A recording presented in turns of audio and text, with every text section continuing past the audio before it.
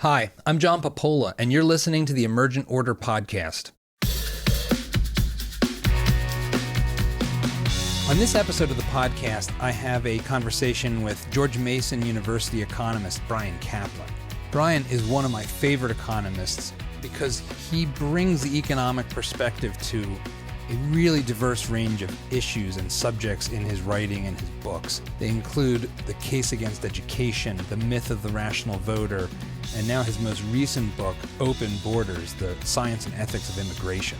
I should note, too, that I've actually optioned this graphic novel from Bryan to make into an animated film. I thought now is an especially interesting time to have this conversation with Bryan, because the global pandemic has given people one more reason to be skeptical about immigration.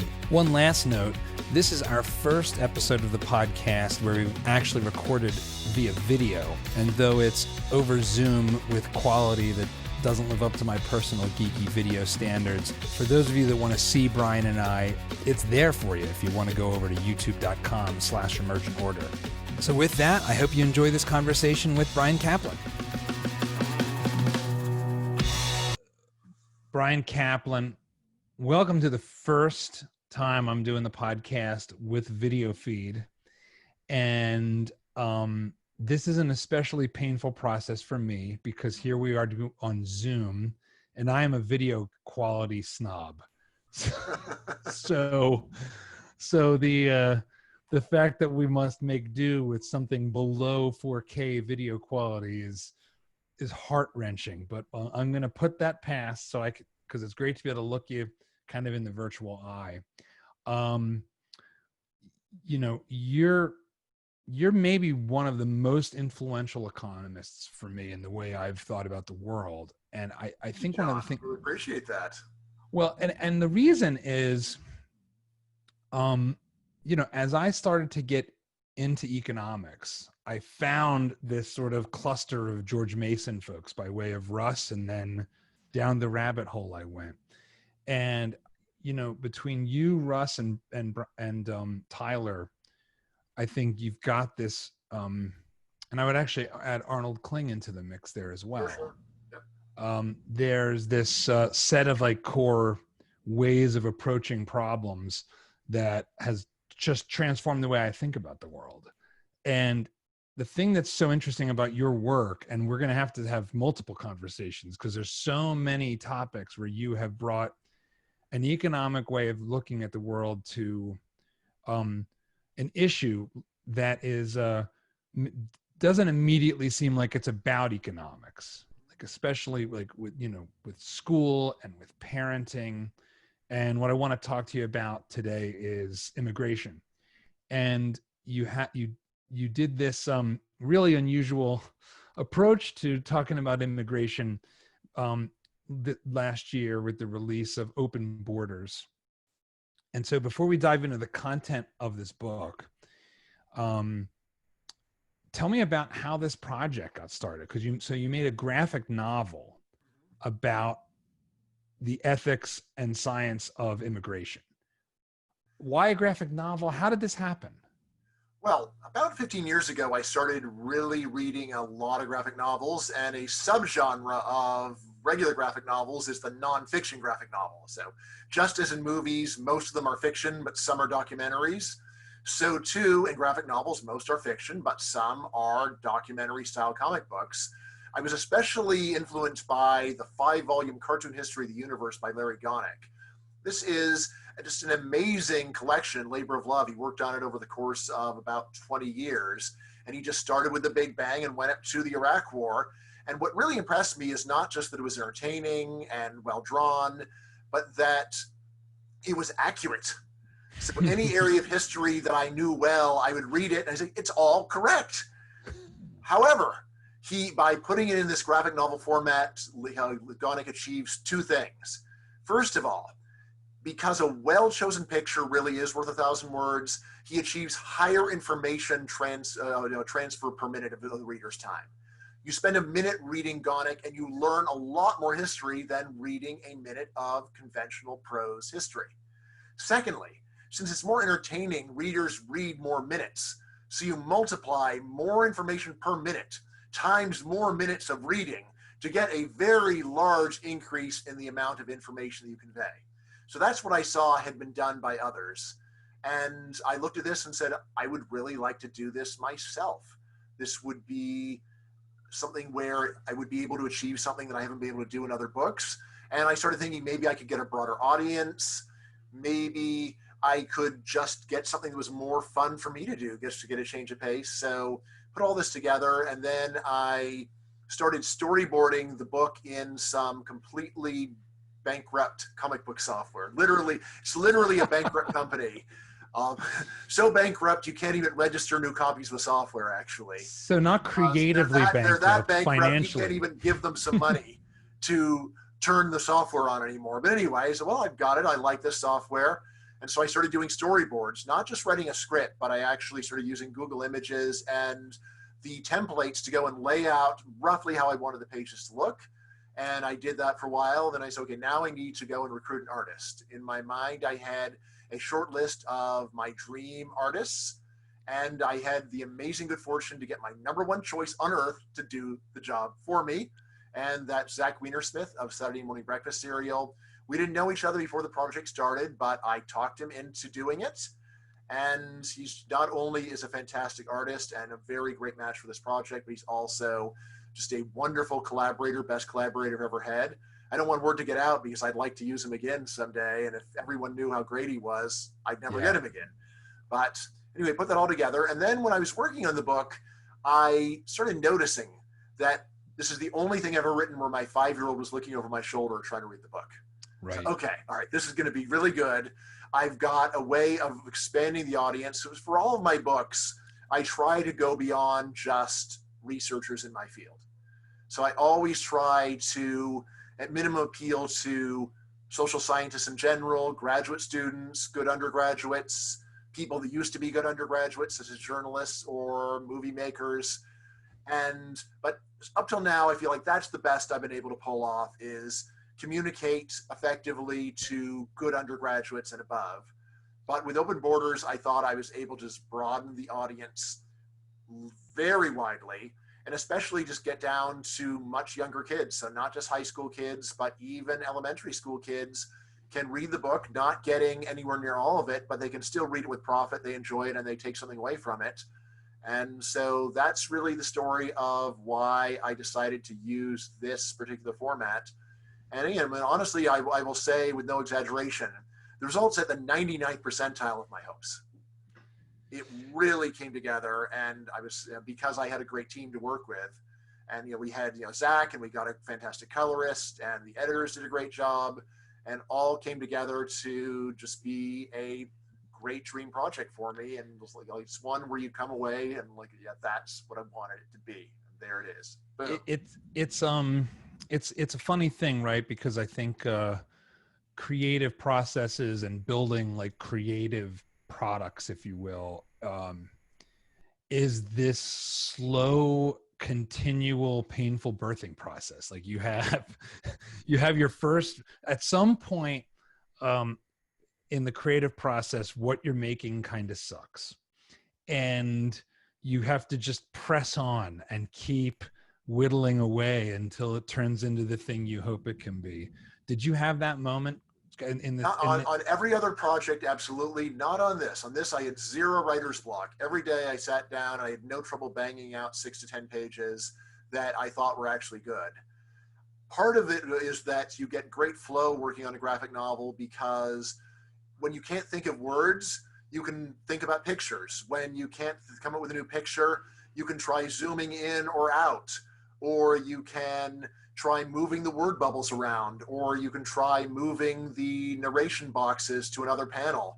So the whole time there's this feeling of forward movement, which is great. I mean, honestly, if there were a really good, like a better market for this and more support, I mean, I think I might like to just do only this for the rest of my life. I mean, on the one hand, I mean, I'm proud of my regular books, but in terms of just what kind of a day I have when I'm working on a project, there's a day of doing graphic novels, nothing compares to it really, in terms of just how enjoyable the process is.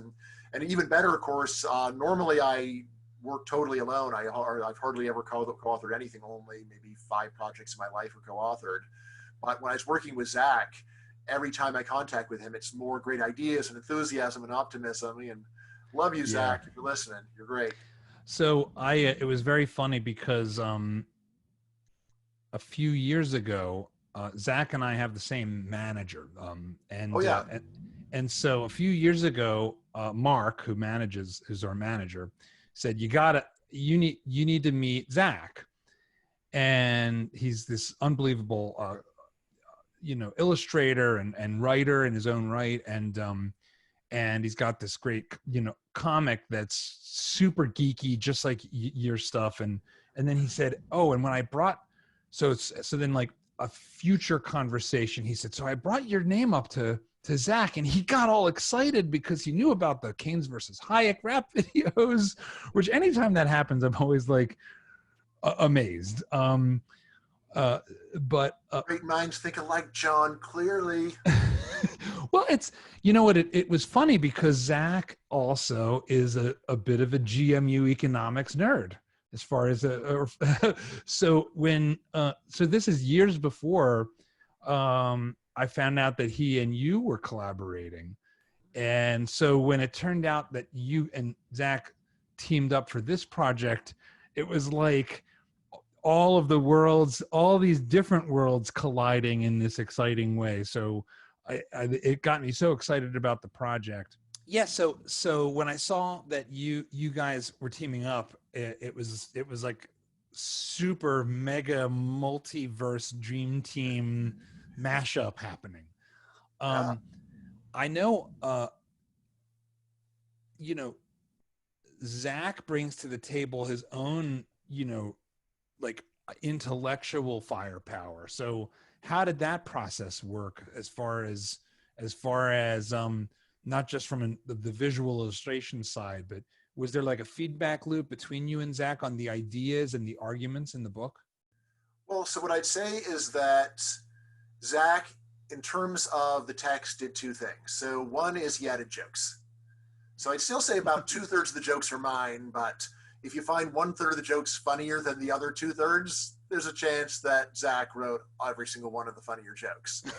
So there's that part. And then Zack also was very good at just saying, I think there's a better way of saying this. This is going to upset people needlessly. And sometimes it would be, we need to change the visual. So in the book, I talk about Mike Huemler's thought experiment involving Starvin' Marvin. And Zack was saying, okay, but we don't want to make this the South Park version of Starvin' Marvin. Why don't we turn him into a stick figure in order to take away some of the negative feelings people would have about a realistic depiction of a starving Ethiopian, which I said, yeah, that's probably a very good idea, Zack. I'm too much of a bull in a china shop to appreciate it, but now that you tell me, yeah, let's do it your way. So there's a lot of that. And then in terms of the visuals, that's where he really did a lot. So I did always start off with a storyboard page to show him, and then sometimes he'd have technical things like, Bryan, you can't have a small panel with a crowd scene. It just looks terrible. And I'm like, right. Oh, okay, I didn't know that. But then other times he would give me advice on composition, like how many people do we want to have this panel, like backgrounds, that kind of thing, or otherwise adding a few visual cues just to help. So, I mean, sometimes when people ask me why I like graphic novels so much, what I say is there's only a handful of writers that make me want to read a description of what a room looks like. So if Tolstoy describes what a room looks like, I want to read what Tolstoy says about it. But even for other writers that I like, I just get bored reading their description of a room normally. And I like graphic novels because they just show me what the room looks like without having a lot of description, and then save the words for dialogue or for incisive voiceover, something where it's really the words really add a lot. And anyway, so that's what I thought was going on with Zack, is that he really helps to add in visual cues so that people knew exactly what was going on without there needing to be any actual words about so many things we're saying. So yeah, I think there's like one joke in there, you might remember this as Spinal Tap, where there's the joke that the amplifier goes up to 11. And there's Right. a panel where, if you look closely, I've got an amplifier going up to 11. Now, of course, a lot of people are like, probably never going to have no idea what this joke is. In fact, perhaps do people under 35 know what Spinal Tap is? I don't know. But anyway, Zack helped me with a lot of that kind of stuff. You know, we have the problem now where we are in the zone of middle age, and so I recently, or maybe it was a couple years ago, made a reference to Back to the Future with my son and some of his friends, and none of them knew what I was talking about, and it was absolutely heartbreaking. Popping up on Netflix very prominently these days, so maybe they got so much time on their hands. But yeah, there is the trouble of telling them that in 1985 people thought that in 2015 people would have hoverboards. I know, I don't. It's in a way there's it's a real spoiler for sure. Yeah. When the future in the movie you're watching is actually the past and the present isn't nearly as good, it creates a real expectations trap. So I thought that this would be, in a way, the best and the worst time to talk about your book, because here we are, trapped in our houses, maybe for good reason, maybe in an overreaction, and I've gone through my own ups and downs about that, because of a virus that's originated in another country. And you have written a graphic novel advocating for both the economics and the ethics of open borders. And there's maybe never been a harder time to tell that story. And yet it's every bit as important now as it was when you released it. And I think it's be surprising for folks who are watching and listening to grapple with your argument in this context. In some ways, it's like, from a marketing perspective, this is a terrible time to talk about it. Yeah. But from a challenging perspective, let me see if I can go through the exercise of observing my own gut reactions and taking a step back from them, I think it's actually an incredibly interesting and provocative time. Okay. So let's jump in. Do you want to talk about how current conditions matter for the argument now, or put that off towards the end? Well, let's actually work through your book and come back to the present context. I definitely would have been a chapter on infectious disease if it had been live at the time, but well, you can add a video addendum in this conversation. So you break the book down like an argument, and we're just going to walk through it together, because it's important and it's interesting, and it is in a kind of logical argument chapter structure. So, the first chapter is provocative right from the start. You title it Global Apartheid. So what did you mean by that? What is that? What are you saying that we have a global apartheid? Right. So the really distinctive system of, or the feature of South African apartheid when it existed, was that inside of a country, most people are not allowed to live and work where they want. So there's a lot of other bad things going on in South Africa, but literally apartheid means apartness. So it's a system where, even though you're a citizen of South Africa, there's only, if you're black, then there's a lot of places you aren't allowed to go, a lot of places you aren't allowed to work. And almost everyone thinks this is absolutely terrible. Of course, people who are a citizen of a country should be free to live and work anywhere within that country they want. And I say, all right, so how about if you just get stuck in a whole country that's bad? Then should you be free to live and work in some other country?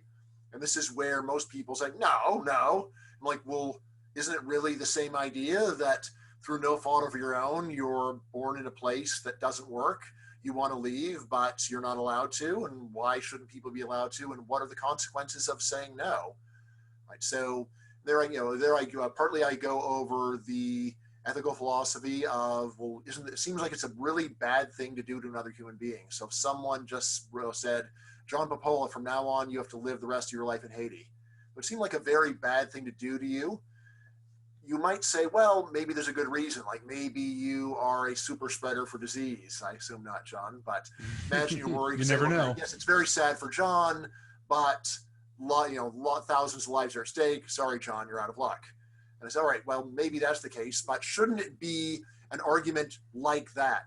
When you're going and really causing immense harm to someone by saying you can't live and work where you want, you're stuck in the country of your birth, shouldn't there be a very strong reason for why you would limit people's freedom in that way?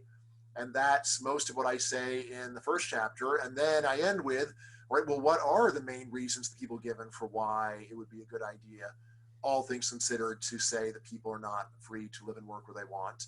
And then that leads me to the next 4 chapters, because I say, look, you've got the economic arguments, you've got fiscal arguments, you've got cultural arguments, and finally you got political arguments. And then chapters 2 through 5, each of those deals with one of those 4 arguments. So one of the things that you touch on at the beginning is the sense in which, America has traditionally been known as a nation of immigrants. Mm-hmm. And that's like a common phrase. It's almost like baseball and apple pie. We're a nation of immigrants. My great grandparents are immigrants from Italy. You talk about throughout the book, you talk about your own story and about your wife's story, which I want to get to in a bit. But sort of recap what is the history of immigration looking further back, from the start of the Republic through to where we are right now in terms of policy? Because one of the things in a conversation we had recently that you said was, with regard to COVID and this fear about global infectious disease was, well, our borders are already 98% closed right now. So the idea that closing borders will protect us from disease, it's like, well, we've been there, done that, didn't work. So right, and furthermore, it's not just a matter of keeping outsiders out. You've got to keep insiders in, right? Because if you allow people in your country to travel internationally, they can go and get sick and bring it home. So, and to really actually lock down a country from disease, you pretty much have to do the classical North Korean route. No one gets in or out alive. So what's been the American experience of immigration, and how should we think about its role in the country we live in, historically? Yeah. So a quick version is that the U.S. had almost totally open borders until 1921. There are a few ugly cases where the U.S. went and kept out Chinese immigrants and then worked out a deal with Japan to keep out Japanese immigrants. Few things like that. And then there's restrictions on paupers and prostitutes and people with contagious disease. And there's a very short list, but for almost all practical purposes, the U.S. had nearly open borders until 1921. And during this open borders period, the U.S. became the richest and most powerful country in the world. All right, coincidence? Possibly. But what's striking is that during this entire period, there were always very negative voices saying this is terrible and these immigrants are ruining our country. And the ruination seemed to go on and on and on, all the while the country's getting richer and more powerful the entire time. Somewhat puzzling. Now, in the last 30 years of the open borders period, then there was a big increase in immigration from Eastern and Southern Europe. And this seemed to really finally lead to great pushback, possibly combined with the rise of progressive political ideology, progressive in the sense of that day, in any case. And this then also combined with what was going on with what you could call race science at the time. So when the U.S. got rid of, ended open borders, there is a story that you often get in history books saying, well, the country was just full then, the frontier was closed. That's not what people generally said at the time. Rather, we look at the congressional transcripts, they say, look, we need to protect our Nordic race. This country is founded by the Nordic race, requires the Nordic race to keep it running, and we're letting in all these terrible non-Nordics, and they're inferior, and we got to stop. So that's the real story of what happened. There is a funny sense in which they were right, namely, I've never met a Nordic American. The Nordic race did disappear, actually, not because they didn't biologically have descendants or anything, but the identity disappeared. No one cares about it anymore. And what difference does it make, really? But Yeah, anyway, so yeah. this was a very interesting idea that I got exposed to for the first time reading the book, which is like what did that mean at the time? Nordic? Was it literally, was it Northern European? Was it actually like Scandinavian? What did this So mean?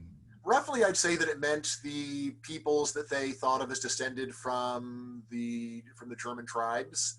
So basically, it meant, like your Anglo-Saxons from the British Isles, not Celtics, right? Well, then maybe you'll let them in, like pretend, all right? So them, and then definitely Germans, and then Scandinavians. Assuming, I don't think they ever talked about Finns and where they fit in. Probably Dutch also counts. So those are the core Nordic peoples.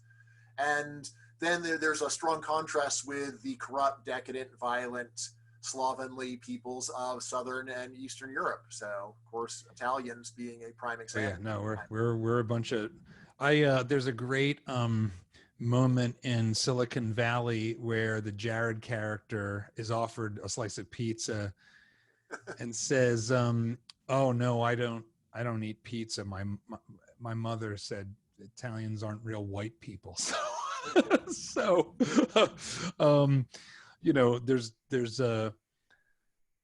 there's something very weirdly universal about the North-South divide. I've seen it in many continents. The fair-skinned, dark-skinned North-South thing crosses a lot of boundaries. When I was in India for the Arthur Brooks film, The Pursuit, I heard Indians talk about, well, being white or being black Indians, and the lower caste, darker complected folks in India were they called them black people.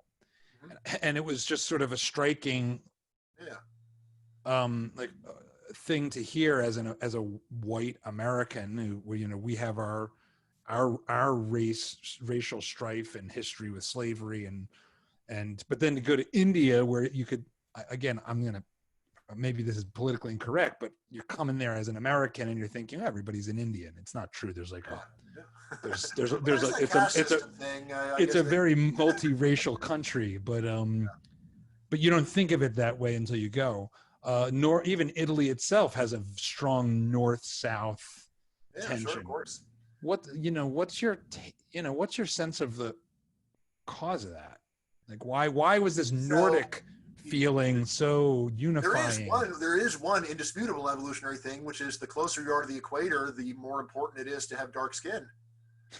Right. So you really can actually go and just do the very simple statistics of the further north your ancestors live, the lighter you are, because you're going to get vitamin D deficiency if you have so I think if you are very dark but you're in an area of very little sunlight, I think you will get vitamin D deficiency. I'm not 100% on that, but yeah, anyway, just in terms of burning, that kind of thing. And then on the other hand, if you have very white skin and live the equator, pre-modern times, you were going to be in agony, right? So even I, the worst pain in my life has been a sunburn, but that's no joke. I've been in complete agony from sunburns.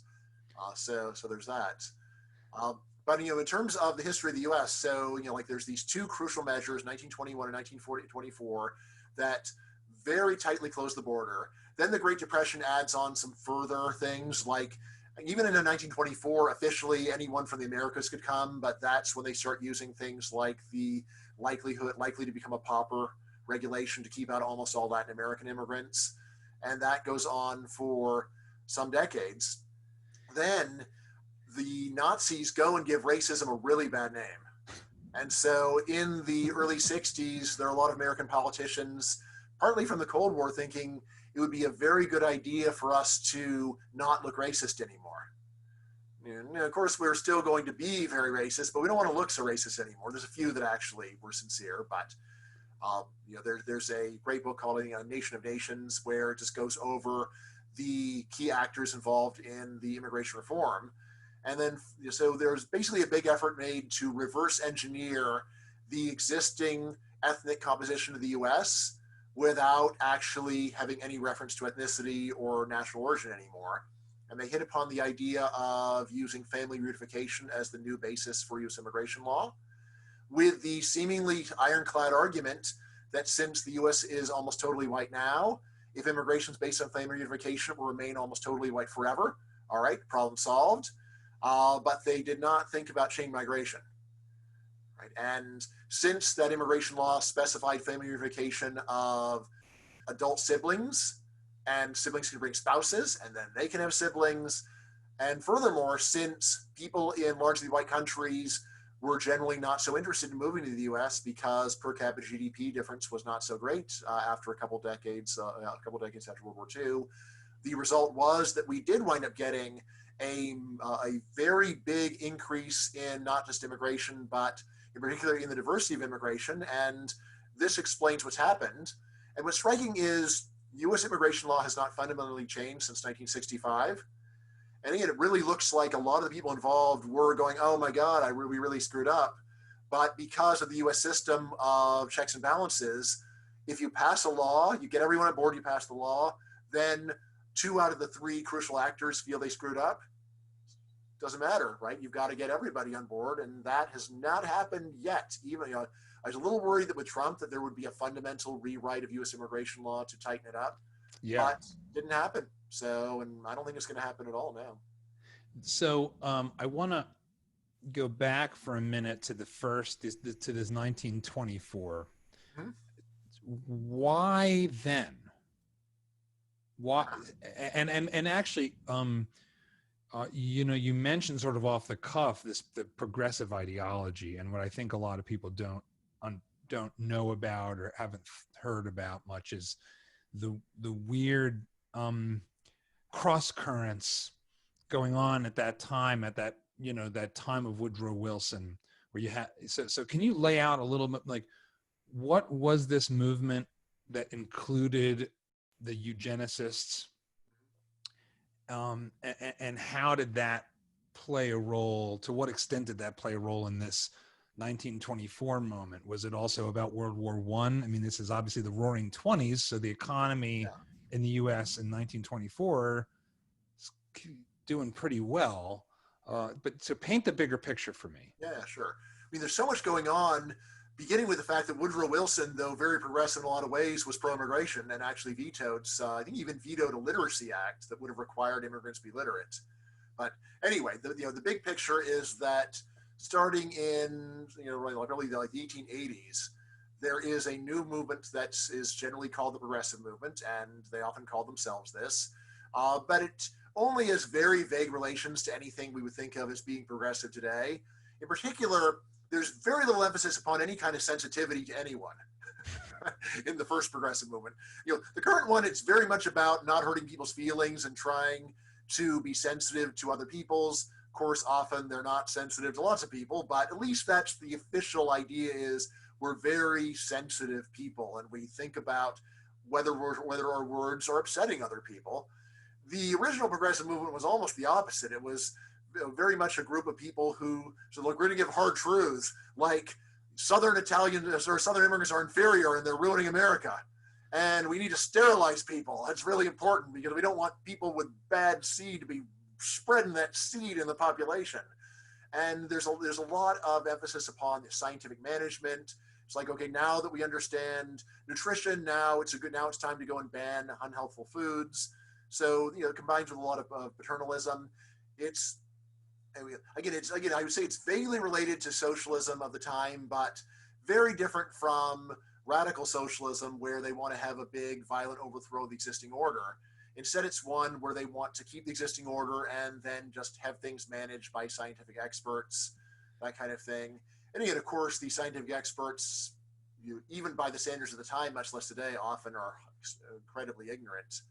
And often, like in economics, they're often just throwing out existing economic knowledge because they don't like it, and then saying the scientific thing is to regulate labor markets, when like that stuff about causing unemployment and so on, that's who cares about that? Anyway, so there's a lot of that going on, but you're also right. World War I is important because it does really give people an idea of, if we all come together as a country, we can unite, and we can like get things done. But then, I mean, but for decades earlier, there had been this great hostility to especially Southern and Eastern European immigration. So Italians, Greeks, Jews, anti-Semitism is a big part of this. And then there's another terrible thing that happens for immigration, which is the Russian Revolution. So the Russian Revolution leads to copycat movements all over the world. Almost all of them fail, but in many countries, actually, there are brief periods when it looks like they're going to go Soviet too. So Hungary, some parts of Germany, Italy, right? And then there are other movements that are not actually directly associated with the Bolsheviks, but they're just in the same violent, crazy mindset. So but the classic bomb-throwing anarchist of the time too. And then, very unfortunately, the bomb throwers, Southern Eastern European immigrants are overrepresented among bomb throwers in the U.S. Again, it's just a few people, but those few people, in the same way that that suicide attacks in 2001 made life hard for all Muslims, in the U.S., even though it's 20-something guys, right? So, as to how 20 people speak for a billion people, that's crazy, but that is the way that people respond to actual events. So I think that those bomb throwers really did mess things up for an enormous number of people. So you pile that on. And then what you got first was the 1921 Act, which was temporary, and it was set quotas based upon the 1920 census. But then 3 years later, there was enough of a push saying, well, wait a second. No, 1920, we've already got a whole bunch of these terrible Southern Eastern Europeans here. And so what we really need to do is turn back the clock of the quotas back to 1890 before we had them. And that way we can at least prevent further bad things from happening. There have been a bunch of deportations and so on that had happened right after the war as well. So anyway, and then the 1924 Act furthermore is permanent. So it's not a temporary reduction, and it's based upon the census of 34 years earlier. So it is a very conscious social engineering effort to at least prevent the further deterioration of the Nordic ethnicity of the United States. Now, a very important side effect of this is a large increase in deaths in the Holocaust, because there had been horrible persecution of the Jews under the Russian Tsars, but back in the old days, there was this exhaust valve of, we'll flee to the United States if things get bad enough. After 1924, there was no longer any easy way for world Jewry to get in, and that meant that a large number that would have been able to escape got murdered. The ones that were under Stalin's control probably couldn't have gotten out in any case, but the ones in Germany, Poland, Hungary, all of those would have had a chance to get out. And by the way, a very disturbing yet fascinating footnote of history, 1939, I believe, Hitler gave a public speech where he taunted the world, and he said, if you're so worried about the Jews, you can have all of them for all I care. And I think there was not a single country that actually let any in. I think there was the government of Australia, there was a public statement, I don't remember by who, just said, we currently do not have any race problem. We do not wish to import one, right? But the same thing happened in the United States, where they said, well, look, we don't want to let a bunch in. Now, again, it's true that the ones that Hitler got by invading the Soviet Union, Stalin would not have let them go. So they would have died anyway. But a lot of lives could have been saved if not for this 1924 Act, because it did take away this wonderful refuge that mankind had until that time. So before we move on to the next chapters, that tragic history sort of brings to mind this flaw we have. I say flaw in the context of modern morality, but we're tribal. We are afraid of people that look different than us. I'm a big fan of sort of pop evolutionary psychology. So you can kind of reason your way through from an evolutionary perspective why we've got that baked in. Given that, if we take as an assumption that we're kind of all, like to quote Avenue Q, the Broadway show from, everyone's a little bit racist. Just, yeah. Go around committing crimes. I took my whole family to see that show the day after our wedding. So, Awesome. yeah, because Lisa and I got married in New York City. How did this relatively open borders U.S. experience happen? Was it distinct to the U.S.? Did the rest of sort of Europe have controlled borders? Was it a factor of you just didn't have the control and the technology to monitor people back then, and so this was somewhat technologically inevitable that as we got more control, our gross racist tribalism would rear its head and manifest? Like, how did we have this this period of if you think open borders is a good thing, there is a certain golden age prior to 1920. How did that happen? Yeah. So on the tribalism, this is something where I totally agree with you that evolutionary psychology makes sense and explains this, and yet there's the weird fact that what we define as our tribe can be almost anything. You can go and put a bunch of kids in school in France in 1900 and tell them, you are all French, we're all French people. And people believe you, actually, even though 50 years earlier, most people in France did not even speak French. Right? There's a lot of a bunch of languages. You got Breton and Provençal and, and a large number of languages. There's this great book, Peasants and the Frenchmen, explaining the transformation. And of course, for most of European history, the idea that that everyone that was in a kingdom would be of the same group didn't make sense. Like the Austro-Hungarian Empire is only the most famous example, where you have many dozens of ethnicities all united by nothing other than our leaders have sworn allegiance to this royal family, the Habsburgs. So right. Yeah, I've heard Lebanon. Of course, just the way the way that American history is taught, the way that they say, well, initially people were more loyal to their state than to the country. Very true. That's how the Civil War happened. Is people think more about being a Virginian than being an American, and then you get that. So always worth keeping in mind that it can be, in some sense, very hardwired, and yet it's still almost unimaginably plastic that you can convince people if you just tell them at a young enough age that this is their group, people believe it.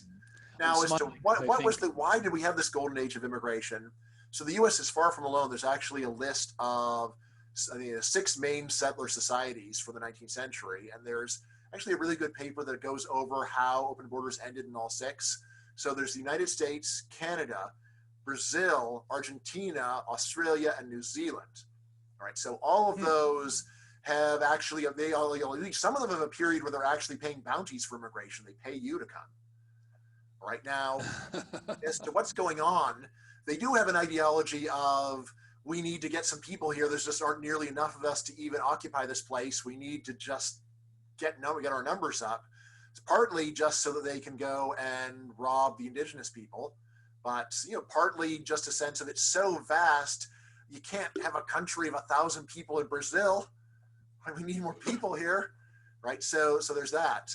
Now, as to what goes on, I think part of it was, in fact, that it's just easier to do these things with do the regulations of the modern bureaucracy. Although saying that makes it inevitable is, I think, really wrong. So for example, I've had this argument with a bunch of economists, and here's my position. A lot of economists say, oh, well, slavery had to die out because it isn't suited for the modern economy. And I always say, wrong. Slavery worked great in a modern economy. We've got tracking devices, we've got face scans, right. we have so many great technologies for successfully enslaving a person now. Think about how hard it was to keep a slave in 1800. You just run away and you get a few hundred miles away and you're free. Today, there's nowhere on earth you could hide if we had a system of slavery. And I've even had economists look at me with great incredulity, say, so what, there's like some change in moral values? That explains why we don't have slavery anymore? I go, yes, of course, that's why we don't have it. It's not technology, it's not the economy. You're just wrong, it's morality, that's why. Like, well, takes all kinds, Brian. I get, but That's what I think is Well, going on. In the case of immigration, there is an improvement in technology regulating people, but the technology by itself doesn't mean you're going to do it. And yet it was done. So I think it really was the rise of nationalism and socialism that just gave people this idea of this is our country, our people. If you're not one of us, then you don't count for very much at all. And I think that's actually a big part of it. And just, but nationalism especially, because like the idea we're going to forge a people into this one group. And once you do that, then next step is, well, wait, you're going to let someone in that isn't in our group? We did all this effort to become a group. You're going to let in someone who isn't? No. I think one of the most interesting shifts in ideas, you were just saying, it's like, in a way, ideas matter. You were pushing on the paint, on like the soft spot in the head of most economists, which is the idea that there's moral frameworks that inform the preference ranking. Yeah, of course. And I think that's always kind of the place where typical economic thinking kind of stops. It's like, well, yeah, it's objective value, but I have no idea how people come to have that value or why they rank the values they rank. That's more of an Austrian thing. Among mainstream economists, they've got a pretty crude idea of what people are like, and it's basically gimme, lots of material stuff. And maybe also help my genes survive, but that is a pretty simple default model that a lot of economists do hold, is people are just voting their pocketbooks and everything is filtered through that lens. And if I could get away with enslaving someone, then yeah, of course everyone would do it, right? I say, no, a lot of people wouldn't. Oh, that's interesting. Have you never met a nice person? There are nice people out there.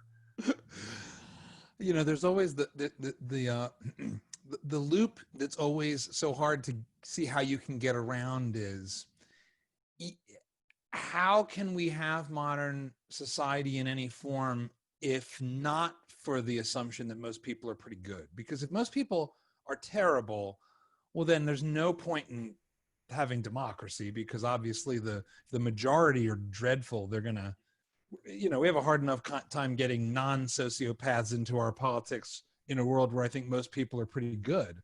So in a world where most people are just sort of utility maximizing, greedy, terrible scumbags, I don't see how anything works. Yeah, so I've actually written on this. I'm more optimistic about the world of the greedy, utility maximizing scumbags, because here's the thing. If everyone is homo economicus, it's true that you lose a lot of good things that we see in the real world. You lose compassion, you lose kindness towards strangers, you lose just the desire to make the world a better place. So like those things go by the wayside, yes. But you also lose a whole lot of really destructive emotions like hatred of others. You lose the desire for revenge, right? You lose the desire to crush others, to go and remold strangers just because you can. So I'm actually, when I talk about, yes, so, the richer model of human motivation is true, but as to whether it's actually leads to a better world overall, it's very complicated.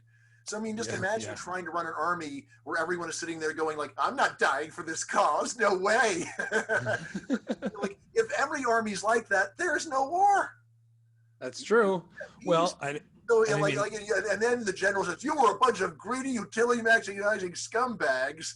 And it's like, guilty as charged. And like the general on the other side saying the same thing. It's like, so you mean we can't have a bloodbath anymore because no one is willing to stick their necks out for the cause? Like, that's right. So it's really complicated, actually, as to what would be optimal in terms of human motivation. If you could only drop the bad ones, keep the good ones, great.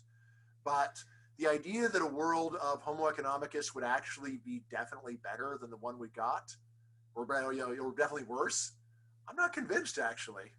Yeah, I think you've got a pretty provocative point there. I think, and in fact, it's like, what was the motivation behind the public school system we currently have that's loosely modeled after Prussia, right? It was, we need to convince these kids to be loyal to our country. And so we're going to force them into a school where they're forced to do Pledge of Allegiance. I'm talking in Prussia here.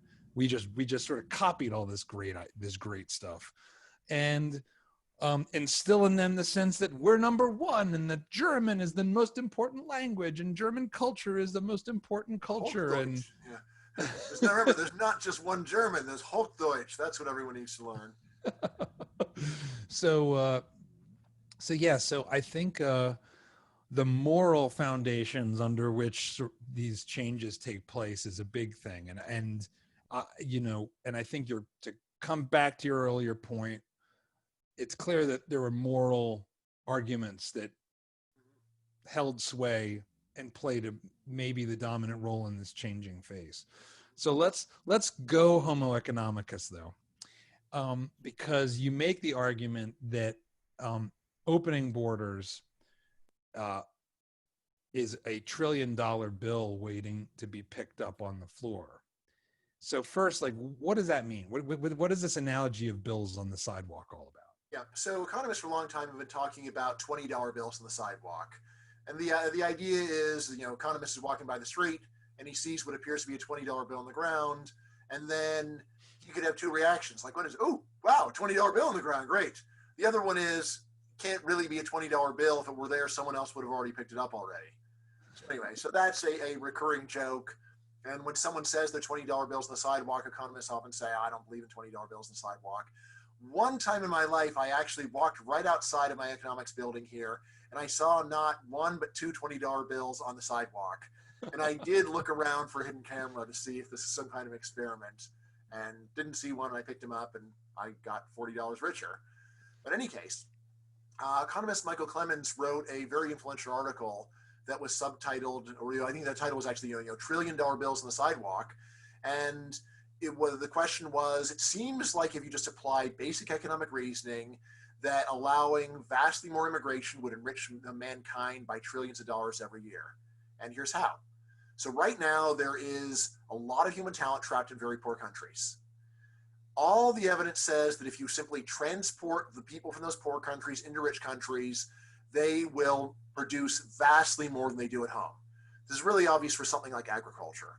Right now, there's a whole bunch of Mexican farmers in Mexico doing subsistence type agriculture, producing very little food with a lot of effort.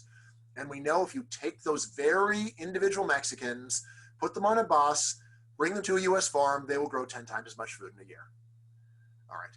Now notice, this is not the trivial argument of if we move people from Mexico to the US, their production goes down, ours goes up. Duh.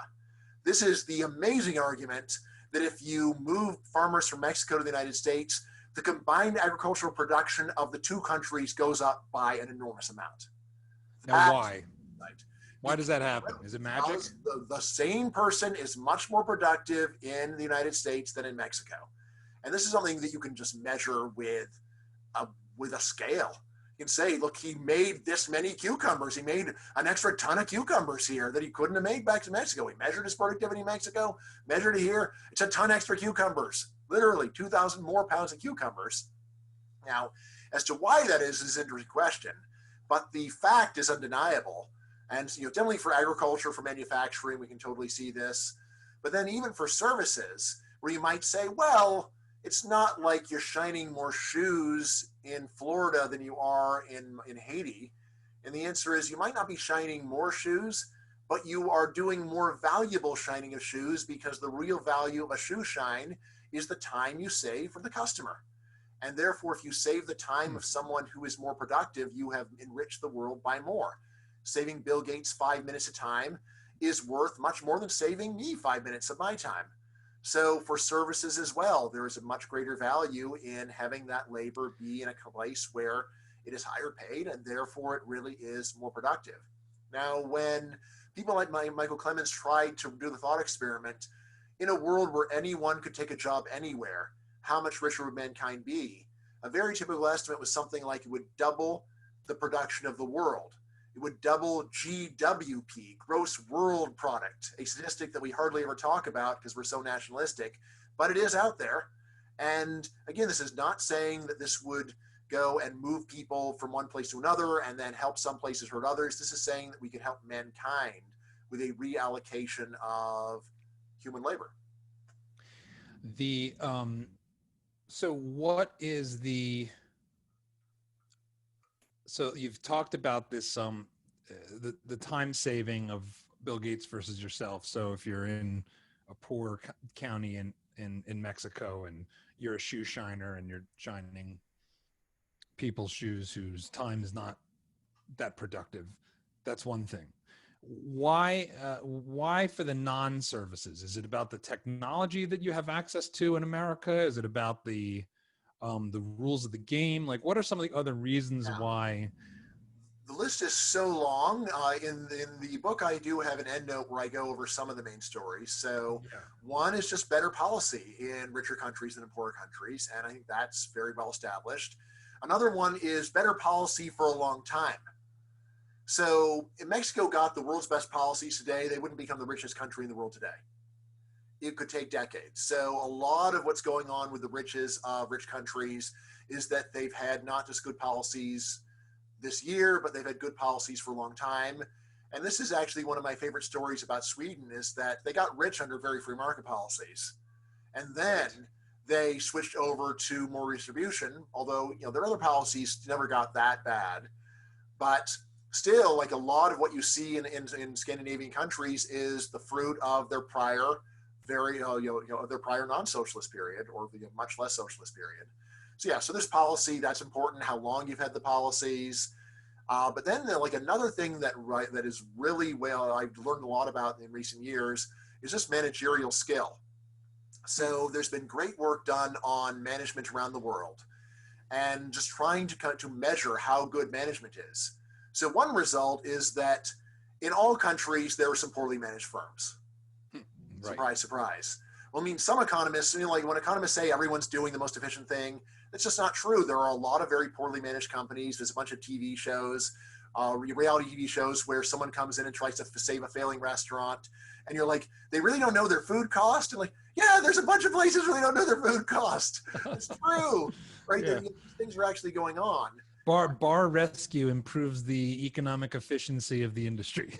Yeah, totally. So, I mean, it's just true that like only actually like a lot of firms are not run all that well. So that's a basic fact. But then another fact, which is fascinating, is that richer countries are generally have firms that are better managed than poorer countries. So in all countries, you see nepotism and not paying for performance and not keeping track of inventory and other seemingly obvious, and like making sure people show up on time. So all countries, you see firms that don't do this basic stuff. But in rich countries, these things are much rare. These ridiculous failings are much rarer than in poor countries. In poor countries, you see very poorly managed firms. Furthermore, what's even more shocking is that in poor countries, you see an enormous amount of what I call incompetent self-employment. Incompetent self-employment. So think about people that in the United States just barely get the job done. Imagine just turning them loose and saying, okay, you're an entrepreneur now, run a business. And imagine how well they would do. This is what most of the third world is actually like. We have this very wrong image of people in the third world are poor because there's some mean and multinational corporation that's paying them a pittance. The real story is that in poor countries, the multinational corporation jobs are the good jobs, and there's hardly any of them there. And what most people would love to get those jobs, because what they're really doing is things like selling pancakes or sombreros out on the street, right? And yeah, or making terrible paper bags out of scrap.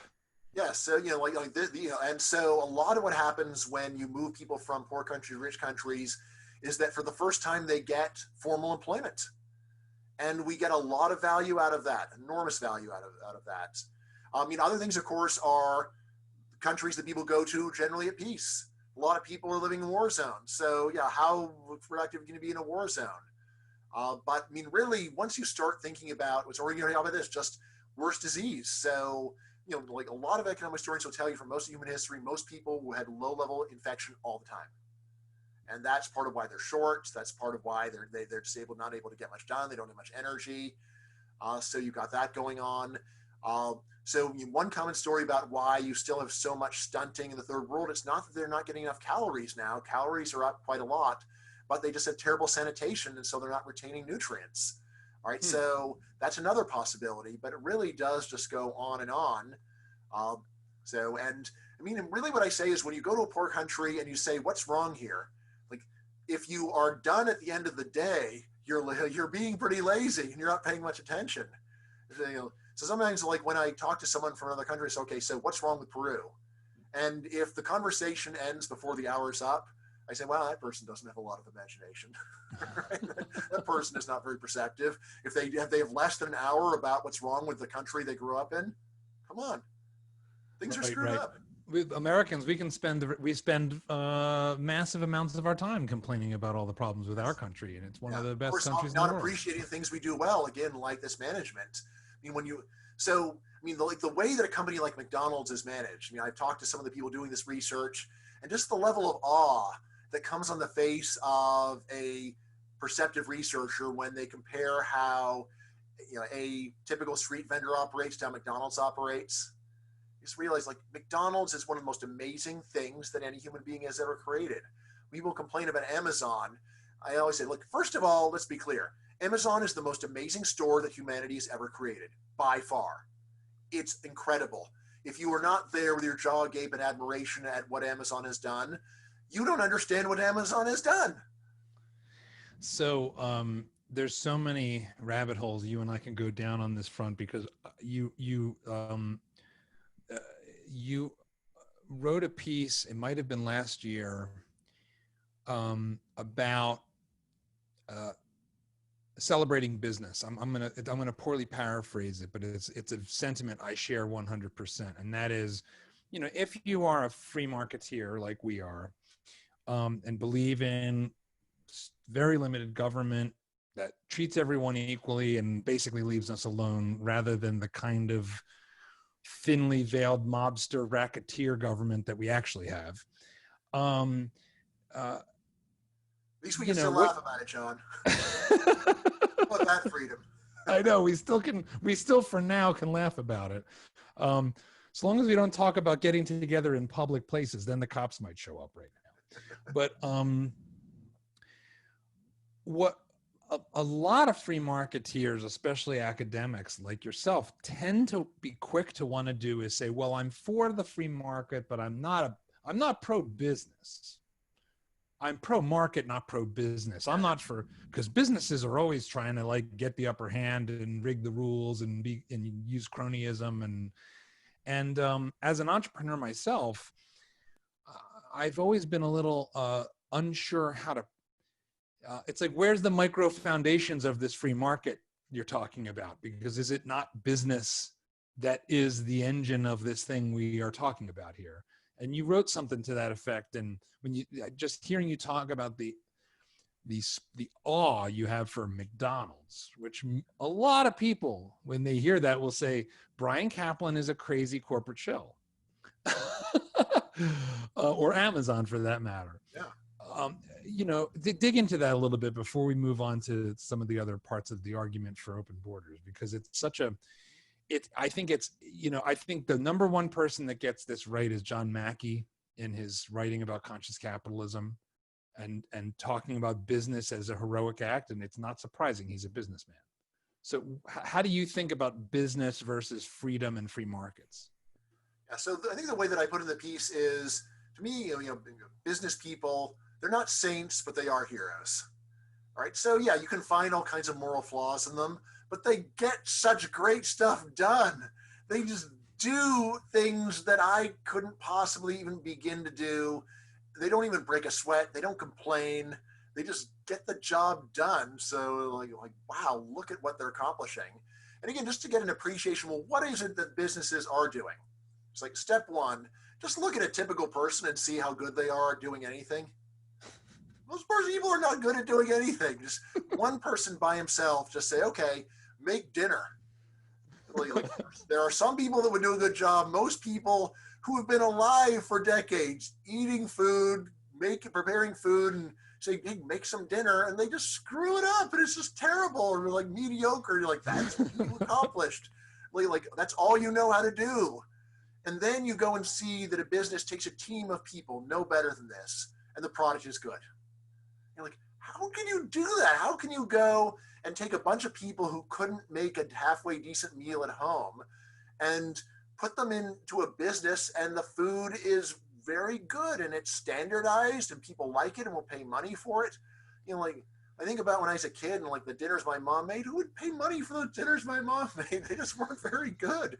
But people will pay money for McDonald's, and why is that? And the answer is there's a manager.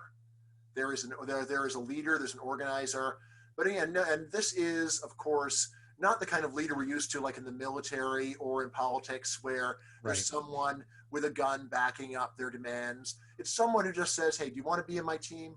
I'll pay you some money, and then we're going to work together.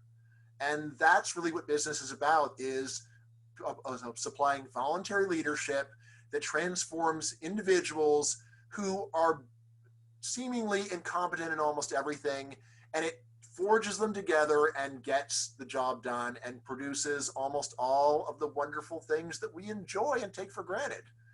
So, typical, imagine just taking like a typical Amazon employee and saying, okay, deliver, like get products and bring them to people. And just imagine how well they would do. Like they would, like even if the smartest person you know would probably be barely competent in that, but Amazon pulls it off. And without going and threatening people, without going and holding a gun to people's heads. They don't have conscription. They don't have taxation. They've got they have to get a team together and make it work. Right? And there's other piece where I was saying, to me, what's really odd about socialists in modern America is that they're generally the kind of people that couldn't plan a family trip to SeaWorld. They really are. Not a very charitable. I've met them, and it's like, you should be in charge. Like, you can't you're running your own life very poorly. I actually said, look, if I met like a general and he said he believed in socialism, I at least have some understanding where he's coming from, because he's used to taking a bunch of people to shut up, do this, do that, you do there, you do there. But your team A will do this. They understand the idea of logistics. The typical American socialist is someone who would be booted out of the army for insubordination. So like why they think that having a big social plan is a good idea or would work, like to me it's quite odd. It's going further down that rabbit hole is for another time. I don't disagree with you. I think you're being hilariously uncharitable. But at least they were like the ones I met, they were nice people. They were kind, right? Some of them were taking in refugees, and I said, look, that's great, but there's a big difference between being a nice person and being a logical person. And when the task is easy, as long as you try, then you want a nice person. But when the task requires planning, you want the logical person. So I'm going to get us back on the open borders track. Although that was a detour that was really a ton of fun. We have this engine here, and I guess generally, the wealthy countries, the first world, that has proven itself to empower people individually to, achieve more than they could if they were in Haiti.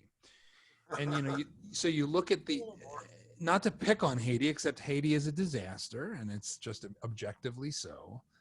And so, and as a former New Yorker, I met a lot of Haitian immigrants who were very happy to be driving a cab or working at a job in New York instead of being in their home country. Yeah. There's not that many people in Haiti, and I've driven around America, and we got a lot of free space.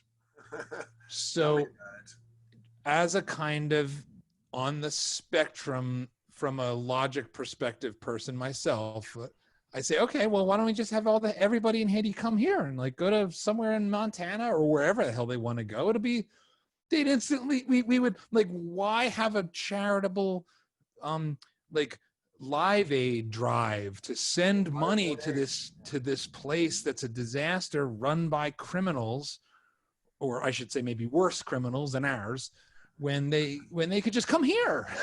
Just say like, oh, here, we'll donate a bunch of boats to come here. But the next argument that you make, is one of the most interesting ones, and that is you talk about you confront the argument that even Milton Friedman made, which was, okay, sure, you bring all those Haitians to America, they're going to be more productive than they are in Haiti because we have better rules, we have better management, we have better technology, we have better schools, better nutrition, sanitation, everything across the board. Their IQs are literally going to go up in a decade because of they'll be healthier, better fed, better schooled, have better bosses, and everything will be better for the most part. Problem is we have a welfare state. We have programs that pay people who don't work.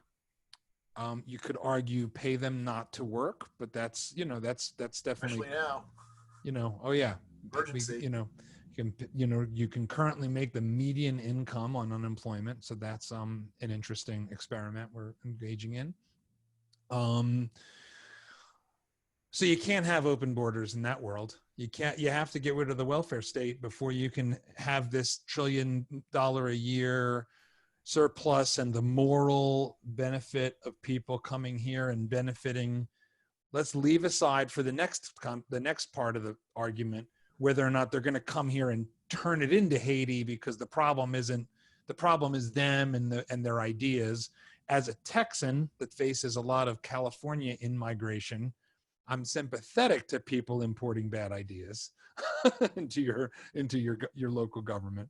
But what's your argument against that? I mean, this was Milton Friedman, Mr. Free Market, and he was not a fan of open borders. So what do you say to him and to the right of center free marketeers who say, no, Brian, you got to kill welfare before you can have open borders? Yeah. Just to say something good about Milton, I believe he was always pro-illegal immigration. Milton always had a good word to say about illegal migration, and was definitely not against that or any crackdown against that. So we're saying, but the key part here, is that people are very quick to make this argument without looking at any numbers. And then the argument critically depends upon the numbers. So suppose we had a welfare state where you get a dime a year from the government. All right, would that be a good argument against open borders? It would not be. All right, how about $1? No. How about $100 a year? Still probably not. All right, so before you actually make this argument, you really want to look at the numbers and see how they come out. And in particular, what you really want to look at is not just the amount of money that people get, but what we call the net fiscal effect. So you want to look at the total taxes they're going to pay minus the total services they're going to use. And when you do that, then you realize, wow, it's even more complicated because we want to look at it over the course of a lifetime. And then, of course, people have kids. So we want to factor that in, because if an immigrant comes here and has a kid, that would get counted as a native, but really it's still caused by the immigration. So you got to factor all this stuff in, right? And minimum, this should make you think, wow, this is really complicated. I don't think we can just go and look out our window and decide what these numbers are going to be. We'd have to actually do some math, right? And there have been a bunch of scholars that have done the math. In particular, when I was doing this part of the book, I said, well, I don't want to go and look at what pro-immigration people say. I want to go and find the most boring, neutral, wonkish people and see what numbers they've come up with. And fortunately for me, there was a very recent report from the National Academy of Sciences where they do these calculations, and they come up with an answer. And I just go over the numbers in the book. My guess is that, again, the number of people that actually read the report, it's boring. But this is the right way to resolve the question, is by doing something really boring, not by getting excited and saying, oh, well, with welfare, we can't do this. Well, maybe we can, maybe we can't. Let's look at the numbers. So anyway, so what the report comes out with is that, first of all, the typical immigrant that the U.S. lets in right now is a substantial fiscal positive. That means that they actually lighten the burden on U.S. taxpayers or native taxpayers rather than increasing it. Secondly, while it's true that the lower the scale of the migrant, the worse the fiscal effect, but still, even for the very lowest scale, for your high school dropouts, as long as they come when they are young adults, they're still a fiscal positive. Basically, the only group that seems to be a burden on U.S. taxpayers are your low-skilled old people. because they are close to getting their retirement benefits, which are a big deal. All right, so that just puts things in the proper quantitative light of whatever we're even talking about. Now, obviously, if someone doesn't like the conclusion, they're not likely to listen to me, and they're not likely to go over the math either. Right. But just to understand, how can this math even possibly work out? Because we do have a very progressive system of taxation in the U.S. Redistribution is not very progressive because there's so many universal programs. Everyone gets Social Security, everyone gets Medicare, but the tax system is highly progressive. So you really do pay a ton more in taxes if you're rich. So how can it be that letting in low-skilled immigrants is not a big fiscal burden? And the answer to this comes down to a few things, right? Or I mean, these are a few factors just to consider before you say what I'm saying is crazy. First thing. The U.S. welfare state primarily focuses on helping not the poor, but the old. It's not about, they help the poor too, but it's mostly about the old. Immigrants tend to be young. That means that if you get a young immigrant in, he is going to be paying taxes for a very long time before he's eligible to collect benefits. You say, well, that's just a pyramid scheme. It's not just a pyramid scheme because basic financial economics, kicking a cost 50 years down the road reduces the cost. That's, why? If you can either pay me $1,000 today or $1,000 in 50 years, which one do you want to do? Right. You want to wait for 50 years of, there's inflation, there's interest. So if you can just kick a payment down the road, it actually reduces it. Which means that if you can bring in people when they're young and then pay them money many years from now, that actually is not a pyramid scheme. Right? It can be totally sustainable as long as the numbers work out. So that's one thing, is just remembering that the welfare states in actually all countries are much more about the old than the poor, first of all, and immigrants tend to be young, even if they're poor. Secondly, a lot of government services are what economists call non-rival. This means the cost does not depend on population or does not depend on population very much. Right? Actually, we can see a lot of that right now because right now, the cost per person using different government services is astronomically high now, but the total spending is about the same, right? How can that be? Because a lot of what government does, the cost does not depend on the number of people using it. So you can go and shut down the national parks, and yet the cost of having those national parks is almost the same. It's just the cost per user is now astronomical because you're hardly letting anyone use it. Right? And the same goes for a great many things the government does. They cost a lot of money, but you can let in one more person and with a very little increase in the cost. So thought experiment I like is, imagine America had a giant baby boom. Would anyone say, due to the baby boom, we need to expand the nuclear arsenal to protect the babies? Right. No one would say that because look, whatever your views on foreign policy, you can have a lot more babies and defend them just as well with what we got. Last point, just to realize that what I'm saying is not crazy and this math could make sense, is that even though it's true that immigrants will often come and have a native-born kid and the kid goes to school and that school costs a ton of money, right? Unreasonably so, according to another book I have, but still, that's unreasonably and unproductively so. Yes, but still, the thing to keep in mind is that there's still a big cost savings for native taxpayers, because if you look at a family of 3 natives, 2 parents, 1 kid, how many people do you as taxpayers pay to educate? 3. Look at a family of 2 adult immigrant parents and their child. How many people did American taxpayers pay to educate? 1. It's another enormous savings. It's such a potent argument, and if you're willing to engage it and not sort of cover your ears and scream really loud. And I think one of the things I often see from people who are trying to be pragmatic and middle of the road is, well, yeah, we should have immigration, but we should have high skill immigration, not low skill immigration. Yeah. We want all these great Asians and Indians to come in with their tech skills and become doctors and lawyers. We don't want all these poor Mexicans to come in. And I'm only being as ethnically charged as this argument actually almost always is, right? Which is, we don't want these Mexicans and South Americans coming in and growing taking food, our jobs or something. taking care of kids of the high tech workers, making food that people eat. Like those are worthless things. I mean, it's hard. Some of these things are hard for me to be charitable about because the sort of gross cultural underbelly is right there below the surface, and it's almost so thinly hidden that there's not even much of an effort to try. Yeah. Right. I mean, the way that I like to put it to people is, well, look, think about the janitor wherever you work, right? Back when there were janitors. So if he suddenly died, would you be happy because he's low skilled and contributes less to the firm than the scientists, right? And then you're like, no, of course not. He's a nice guy. Like, I don't want him to die. It's like, right, well, but would it be better for the firm if the janitors were all dead? And it's like, well, no, I guess not, because why not? Well, yeah, I guess they do a useful job. Exactly. Right. You don't have to be Albert Einstein to be a contributing member of society. And that's what I always telling people is, look, yeah, sure, some people contribute more than other people, obviously.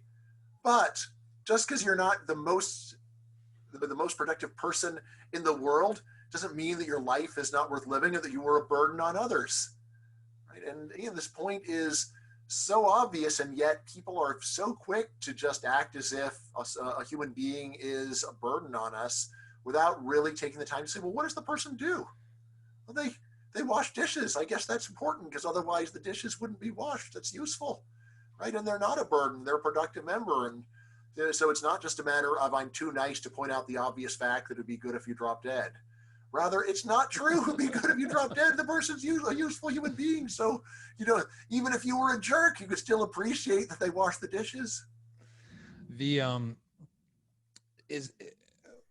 What has been the counter? There are, plenty of thoughtful people that are out there making an argument on the other side of this, saying, when we get into this numbers game, I imagine you can say, no, you got your math wrong, Bryan. So what's been the best, non-inflammatory pushback you've gotten on this math?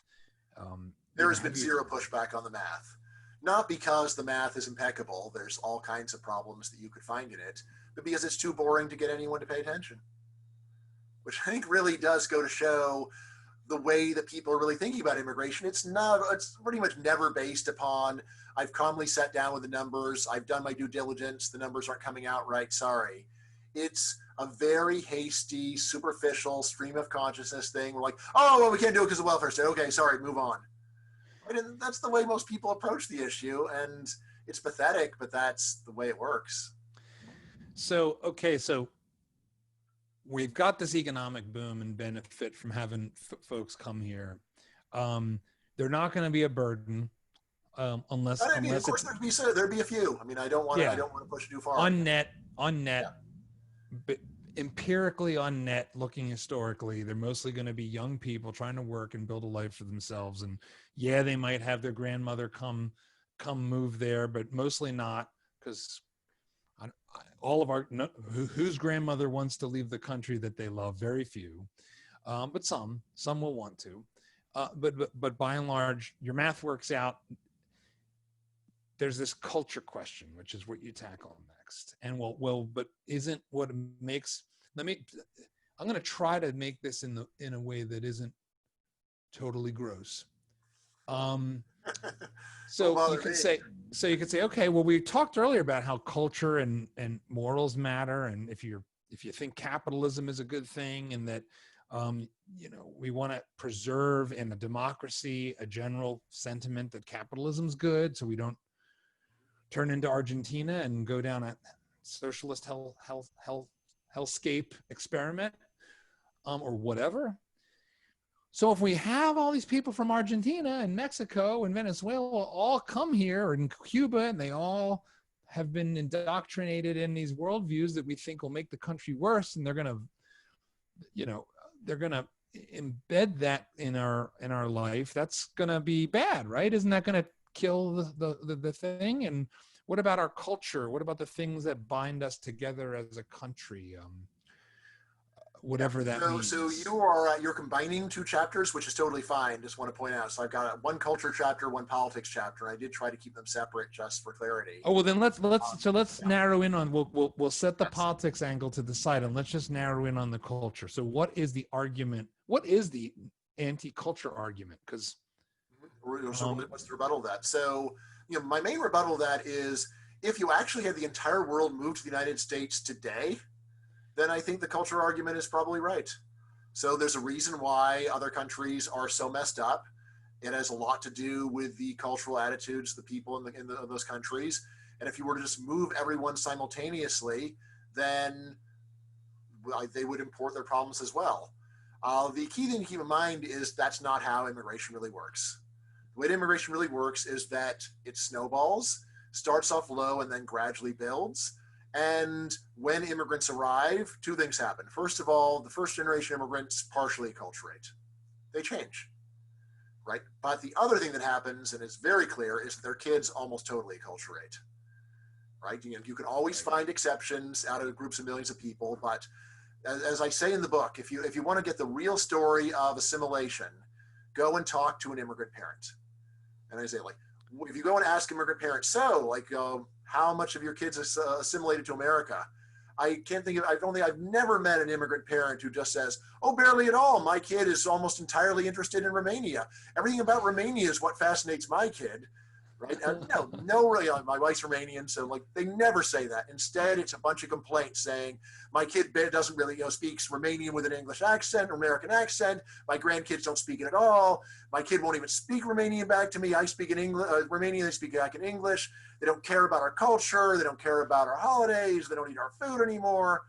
That is the normal reaction from immigrant parents. And I say that is a much better metric for what's going on, is that people acculturate to the country where they grow up.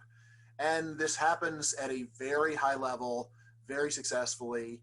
And so you can have a very high rate of immigration by any standard, and yet still this is going on the entire time. And again, especially because when people migrate, they normally start off at the first rung. So they don't start off as leaders generally. They don't start off as cultural leaders, business leaders, or anything else. So when you show up, you are trying to go and fit in a new system and get on your feet and then start working with that system. So again, for all these reasons, I say that really, like, fans of Western culture, I say, like, you're right to be a fan, but you're not nearly a big enough fan. You are totally underselling how much assimilation happens. When I say, actually, we already are seeing Westernization of the entire world. There are many dictatorships that are struggling mightily to keep Western culture out. Why do they go and pass the laws? Because they think, and I say correctly, that if there is a free cultural competition, their home culture is going to lose. And Western culture is going to win. Not in everything. So there's going to be imports of delicious food from around the world. But if it's a fight between freedom of speech and not freedom of speech is going to win, right? If there's a fight between a modern liberal interpretation of religion or a medieval one, the modern liberal one is going to win. There's a fight between official propaganda movies of North Korea and Western movies. People are going to want to watch Western movies. So this is what I say is going on already. And I say that migration basically accelerates this level of acculturation. By the way, when I was writing the book, my editor was saying, I think you're really pushing on this assimilation too much. There's going to be a lot of people on the left who don't like assimilation and are worried that people's own cultures are going to be lost.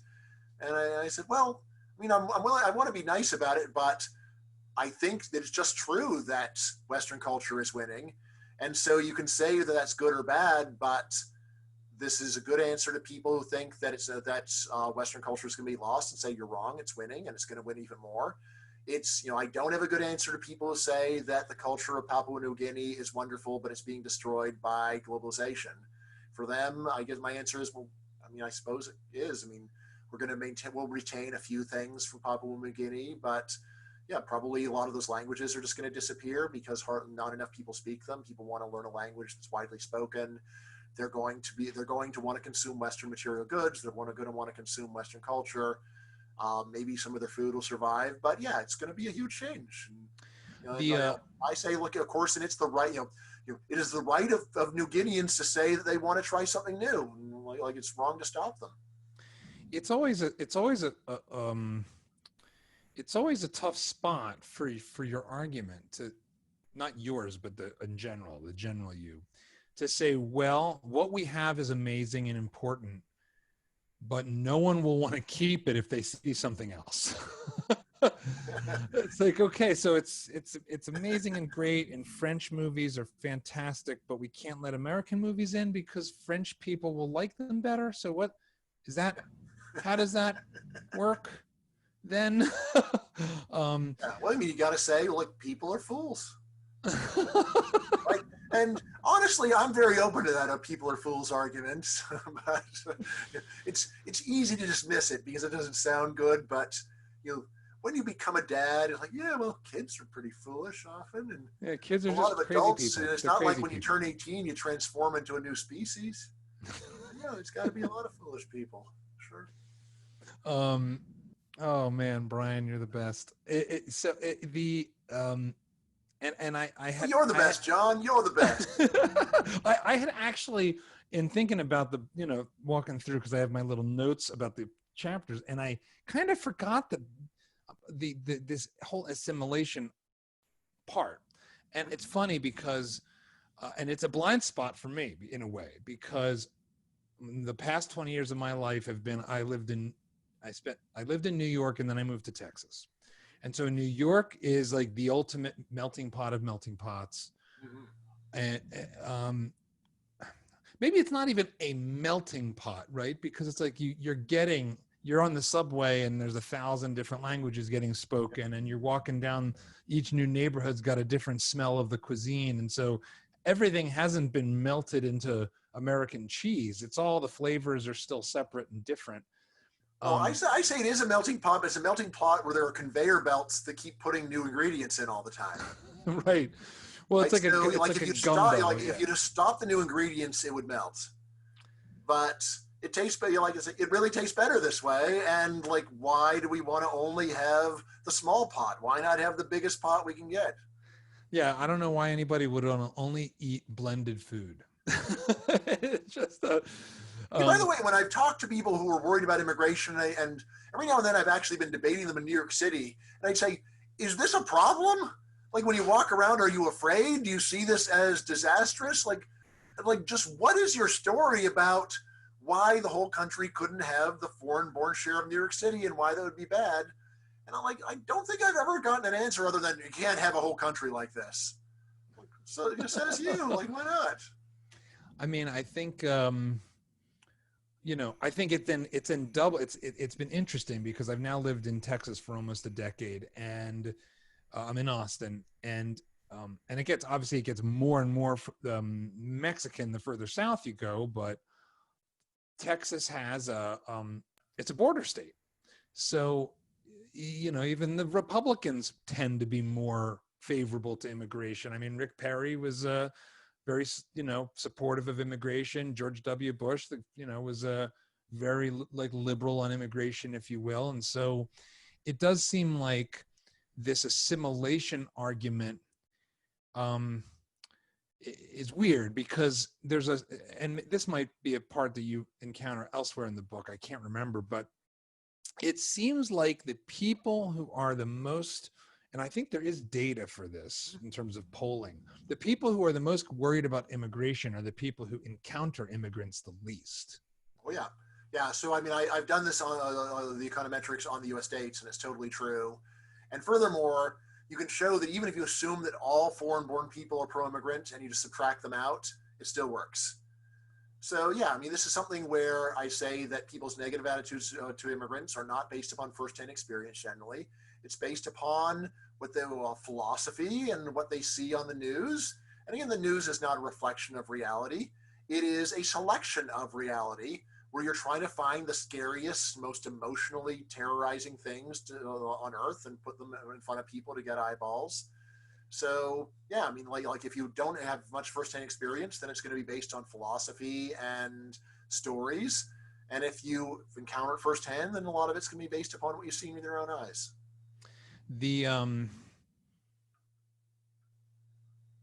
that exposure experience seems to be something that is like deeply part of our human nature. Like we need to have experiences. We can't just think our way through things. In order to really embed ideas in ourselves, we have to have the experience. We have to have the exposure for it to stick. And I think it's one of the things that is such a powerful argument in favor of liberalism or neoliberalism, capitalism. Like the stories of you know, to go back to your early point about like, well, maybe a world of Randian utility maximizing, you know, Gordon Geckos might even be better than our world. Is you imagine a bunch of greedy businessmen at the border of Israel and the West Bank, and say, okay, so now all these people care about is how to make money off each other. Yeah. That's probably a better Middle East than. I mean, I don't think there's any probably about it, John. I mean, like if just everyone just forgot their anger and hatred and resentment and group identity and just said, "Hey, well, there's money to be made." What a better world it would be. I mean, obviously. I mean, I have had people say, no, it's very important for people to learn about all of the past horrors and atrocities so they know who they are. And I remember I once told a person like this, so you think it would have been better if Yugoslavians didn't remember what had happened in World War I and II? Because I do. I think it would have been a lot better if they had a memory wipe and just had no idea who had murdered whose grandfather. Yeah, it's you know, you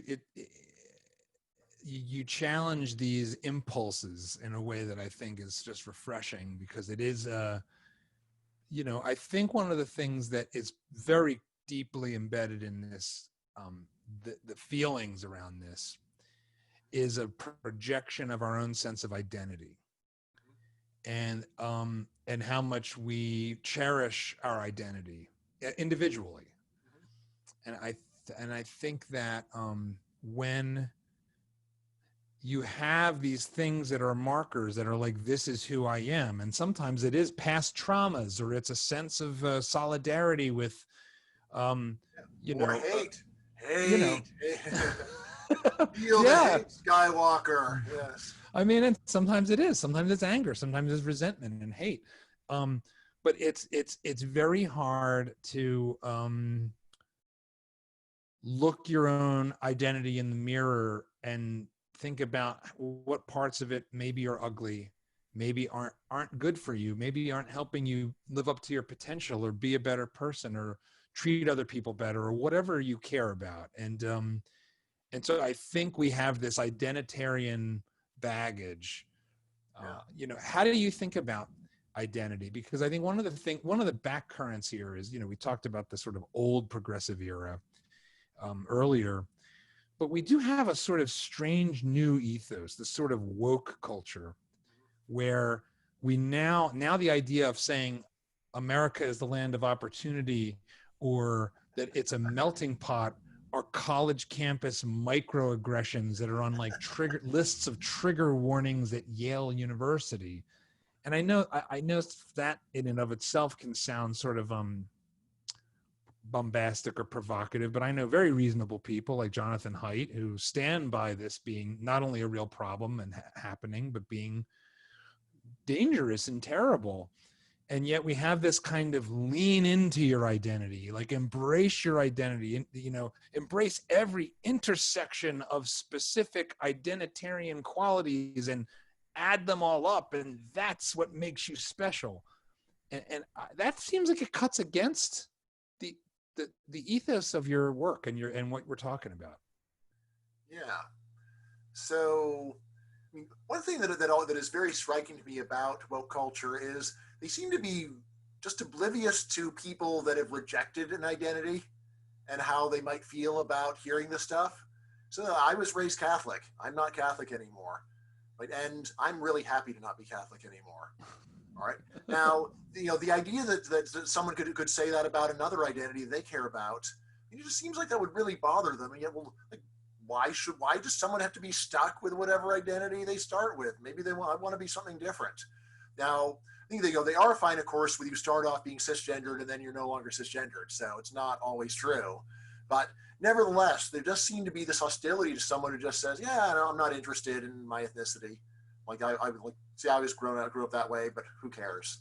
To me, for example, Brian, having Irish background is of no importance at all. Who cares? Like, it just doesn't mean anything to me. I have no strong desire to visit Ireland, for example. All right, so there's that. But I actually have a less pessimistic view about identity than Jonathan Haidt in general. So what I say is that actually most people's, just back up. So I have this general slogan that I'm always bringing up. Actions speak louder than words. Actions speak louder than words. Yeah. All right. So what I want to see is when someone says their identity is super important to them, those are words. What do they actually do?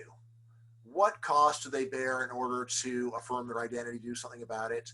So think about Americans. Now, if you ask Americans, how important is your American identity to you?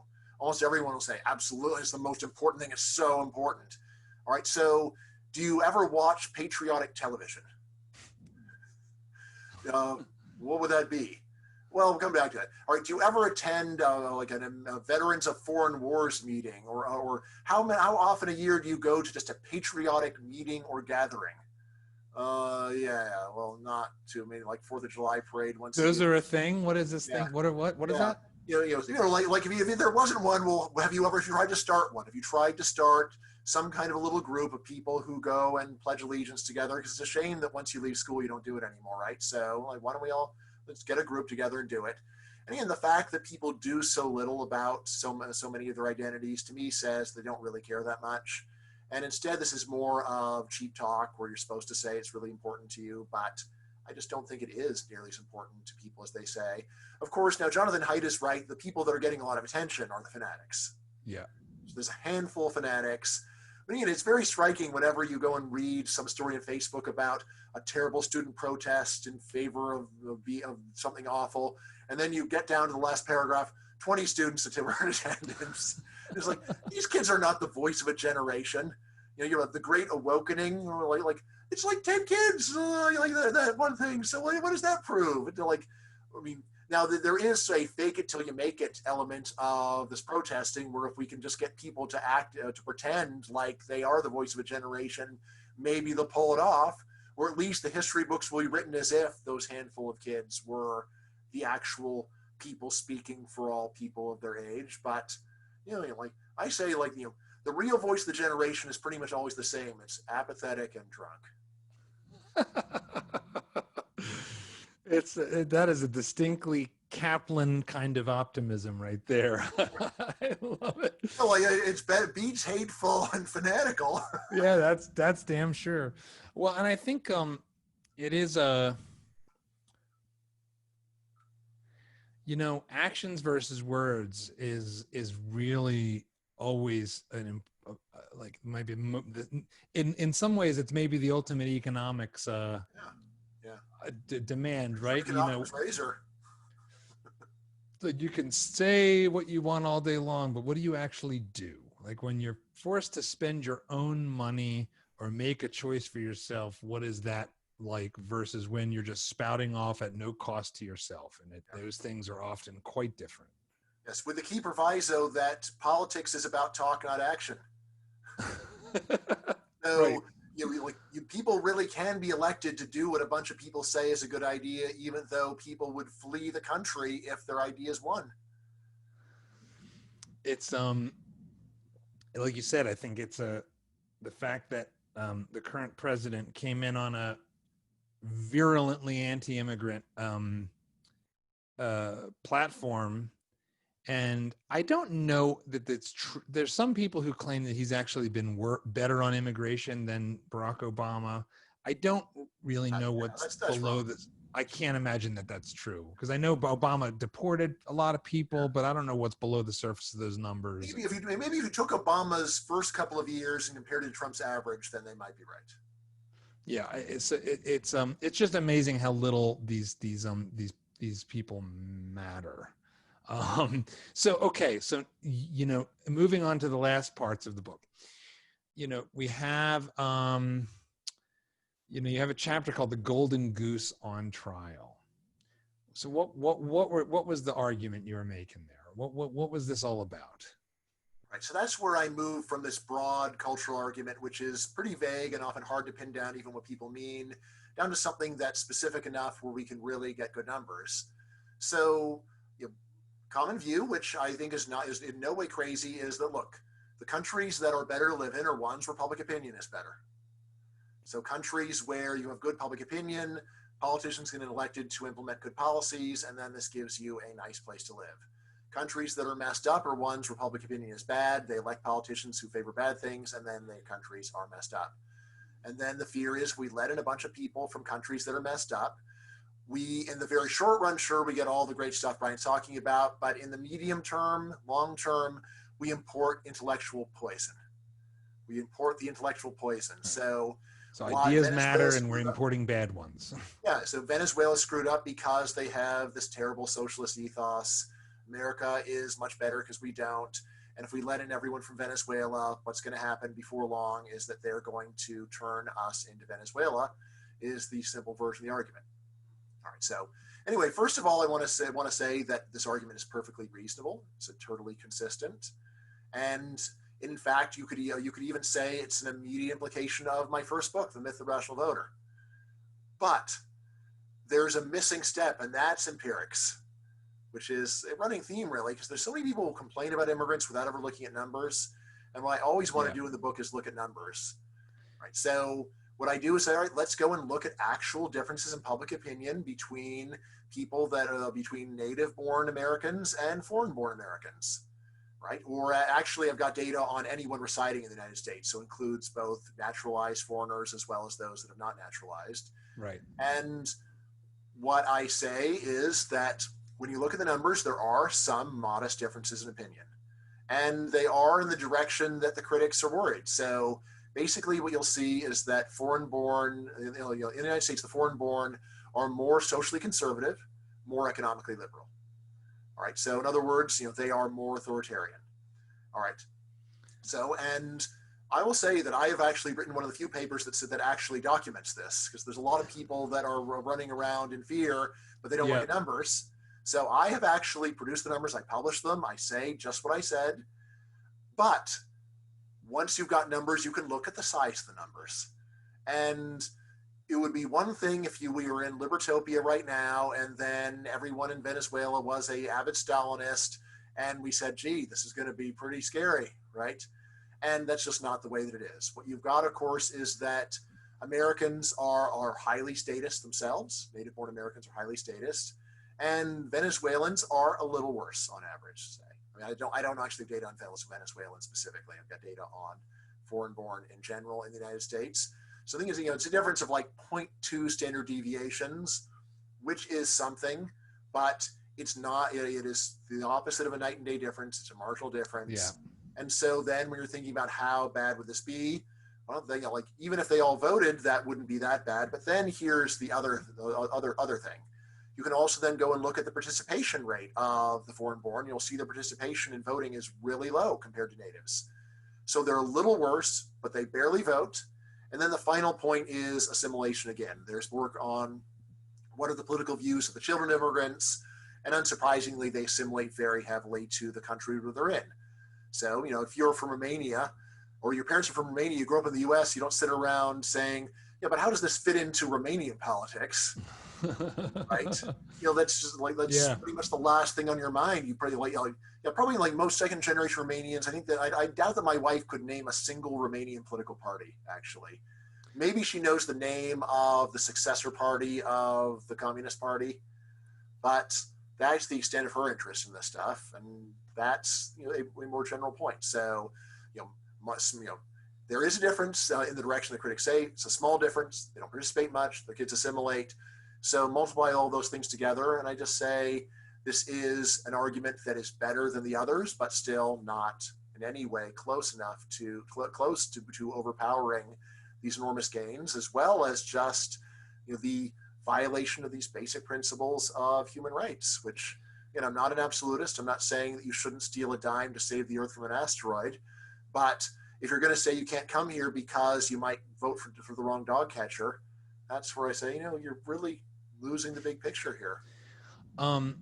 Is this another instance where rates of change matter? So, if you suddenly had mass migration of folks who are more authoritarian, more populist, and want to see and are more accustomed to sort of strongman politics, although we're obviously getting quite accustomed to that in the US. So I'm still Even struggling. more accustomed. Yeah, struggling to find the differences, but let's pretend there are. You have 150 million people rush up the border because Bryan Caplan became president through a fluke and opened the borders. At that, is the argument there? Yes, that would maybe be an impact, but there's no reason to believe that would happen except in some sort of sci-fi fantasy hypothetical. Yeah, mostly. I mean, what I would say is that we do have a good idea about how many people would come on urban borders, and it's a very large amount compared to what we're used to, but there is still a general pattern of immigration snowballs. So it starts off at a moderate level and then builds and builds and builds gradually. So again, like in the book, I talk about Puerto Rico. So that's a nice example where initially Puerto Rican immigration to the U.S. was low when it was first opened. Now over half of them are here, but it takes a lot of time for that to happen. Again, the main thing I would say, even if you let in a whole lot, still they would have low turnout. So I don't think that would matter so much, and I would totally be on board with that. But I would definitely worry more if there were an enormous number coming in a very short amount of time. So say if again you could just teleport 5 billion people into the U.S. tomorrow, then I would be concerned. Right. So you do have to get to the level of a sci-fi technology, not just an implausible hypothetical where we open the borders tomorrow. So that's kind of my other question here, as far as where the pushbacks, even like just logically, might be. So it was one thing to have to get in the hull of a ship from Europe and hopefully survive the Legionnaire's disease or whatever else might hit you while you're traveling across the Atlantic. Now you can hop on a relatively cheap flight from anywhere on the earth. So is there still enough friction in how to get here, just physically, cost, technology, whatnot, to create a sort of selection effect, if you will? Like, well, the people that come here want to come to make a better life, and if what better filter is there than that, as opposed to, oh, it's real easy to come here and you could just be a criminal and just figure there's a lot more rich people to steal from, and so I'm going to go to America where all the rich people are at, and because Bonnie and Clyde. Like, what's your take on the current state of things relative to the past? Because I think that's where people say, oh, well, sure, it worked in 1920 because nobody, when were there even airplanes then? I don't remember. But nothing transatlantic. Yeah. So has it changed enough, or do we need transporters before that becomes a real thing? Yeah. So this actually brings me straight to one of the most intellectually engaging arguments that I've heard against immigration, and it comes from the head of the Center for Immigration Studies, probably the most influential anti-immigration think tank in the world. The head is a guy named Mark Krikorian, and I've debated him like 6 times now. But anyway, he's said a couple times, look, immigration is like donuts. Like, all right, you got my attention. Immigration is like donuts. All right, just look. When you're young, you can scarf down donuts all you want, pig out fine, and you stay nice and slender and healthy. But if you keep trying to stuff donuts in your face when you're 50, you're going to be a big fat pig. Immigration's like that. You can do all you want when you're a young country, but once you're a mature country, you're going to die of a heart attack if you do it. All right, it's like, all right, so that's like a visual image. It's not really an argument. But then he's okay. Well, what I mean is, okay, because let's get back in the 19th century, open borders were fine because back then there was poor transportation, poor communication, and therefore there was high assimilation, and that's what he said you need in order to make it work. Nowadays, there's good transportation, good communication, therefore poor assimilation, therefore it won't work. All right. And what I told him is, look, you're missing a half of the picture because you're only looking for ways that immigration is worse now rather than ways in which it's better. I said, how so? Because transportation and communication work two ways. Transportation and communication work two ways. So back in 1900, so American culture was almost only in America. If there was a Sicilian immigrant thinking of coming to the US, he had almost no idea what it was like there. He maybe had never seen electricity, never heard English. And then he shows up at Ellis Island and he's got to adapt to a totally new situation. He's got to learn a new language. He has to learn about the modern world, learn about electricity, technology.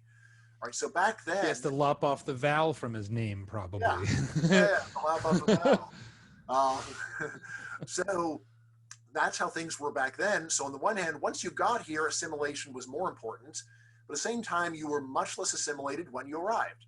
In the modern world, on the one hand, it's easier to not assimilate once you're here, but there is a lot more of what I call pre-assimilation, assimilating before you even come. Nowadays, it would be hard-pressed to find anyone in Italy who is as unfamiliar with modern American culture as those Sicilian immigrants from back then. English is very widely spoken all over the world. There's over 1 billion people who speak English well, who are not from native English-speaking countries. They've got American television, smartphones. So while it is easier to come and not assimilate, at the same time, the people that are likely to come are much more assimilated when they arrive, so they are ready to hit the ground running. When I was in Spain, I was actually telling them that they're in an even better position than Americans are because they've got a continent and a half of people who are very pre-assimilated to live in Spain. Right. And I say, for you, you have this fantastic opportunity, especially relative to your population. I was there in Spain saying, in 20 years, you could be the biggest economy in Europe. You just have to go and let in a bunch of people who already speak fluent Spanish. Think about what you could accomplish there. I just look at Spain and I see these incredible opportunities. Of course, they're not that thrilled. Most people there are not that thrilled by these opportunities, although I tell you, they're more sympathetic. They're definitely more sympathetic to Spanish-speaking immigrants than Americans are. Not so surprisingly. So I want to turn to the present, before we talk about some of the keyhole solutions that are at the tail end of the book. We came into this is now what day is today? It's May 14th. So we're 2 months into the weirdest pandemic / economic depression in generations, maybe in a century.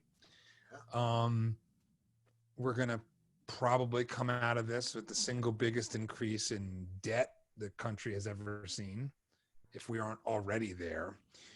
And it sure seems like if we don't get a lot more people coming into this country to contribute, then we are headed towards something really kind of scary. And, so to kind of, in a way, sum up a bunch of your prior points, if immigrants are not net contributors, they create more value for others than they ultimately consume for themselves, like most people, if given the opportunity to do so. Man, it seems like there's never been a more important time to try to get as many people to come in here and help us pay off this debt. Because, those of us that are, not working right now and getting some form of assistance, which might be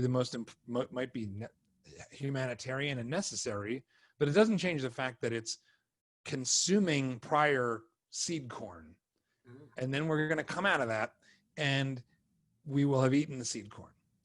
And so how do we replenish the stock without, because it seems like the alternative is, I don't know what the alternative is, incredible tech transformation that creates a massive leap and everything suddenly gets easier to pay for. Everything else seems like really painful, inflating away our debt,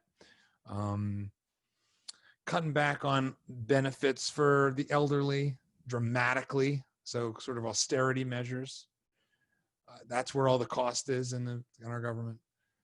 Like, so don't we need immigrants to sustain the current social programs and like kind of a current things that Americans take for granted now? Like, how do we keep this train on the tracks without them? Yeah, I mean, I'm not sure that we could do it even with them.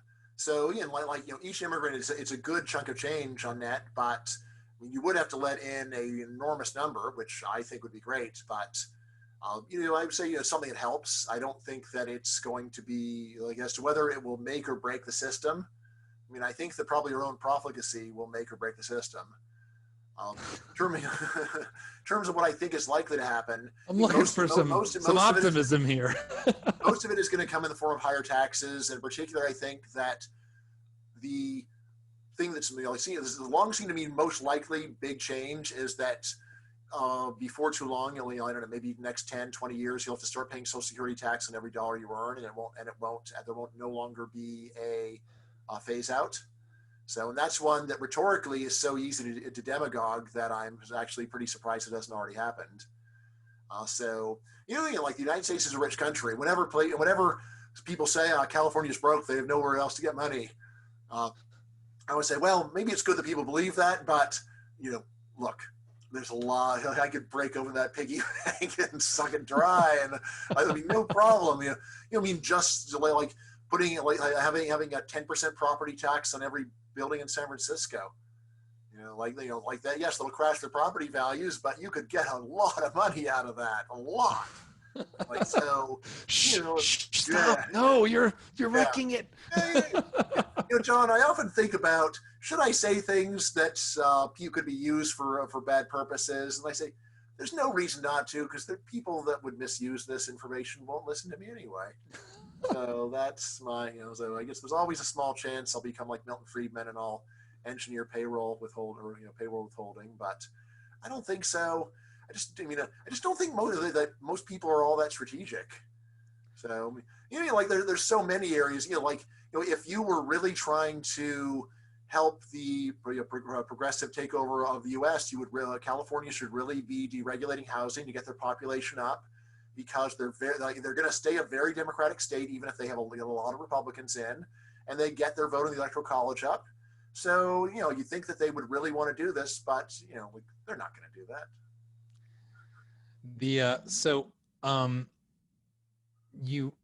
To wrap up our conversation, you're putting forward a radical argument, one that I personally happen to find incredibly compelling, but that I know goes up against,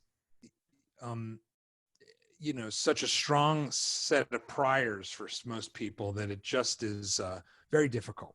It's very difficult. And in a world where, when you care about ideas that matter, one of the things you have to grapple with is how to be persuasive, how to get people's hearts and minds to change. Otherwise, you're kind of just doing it for your own playtime, which is perfectly fine, but isn't going to change the world. Why take such the radical stance?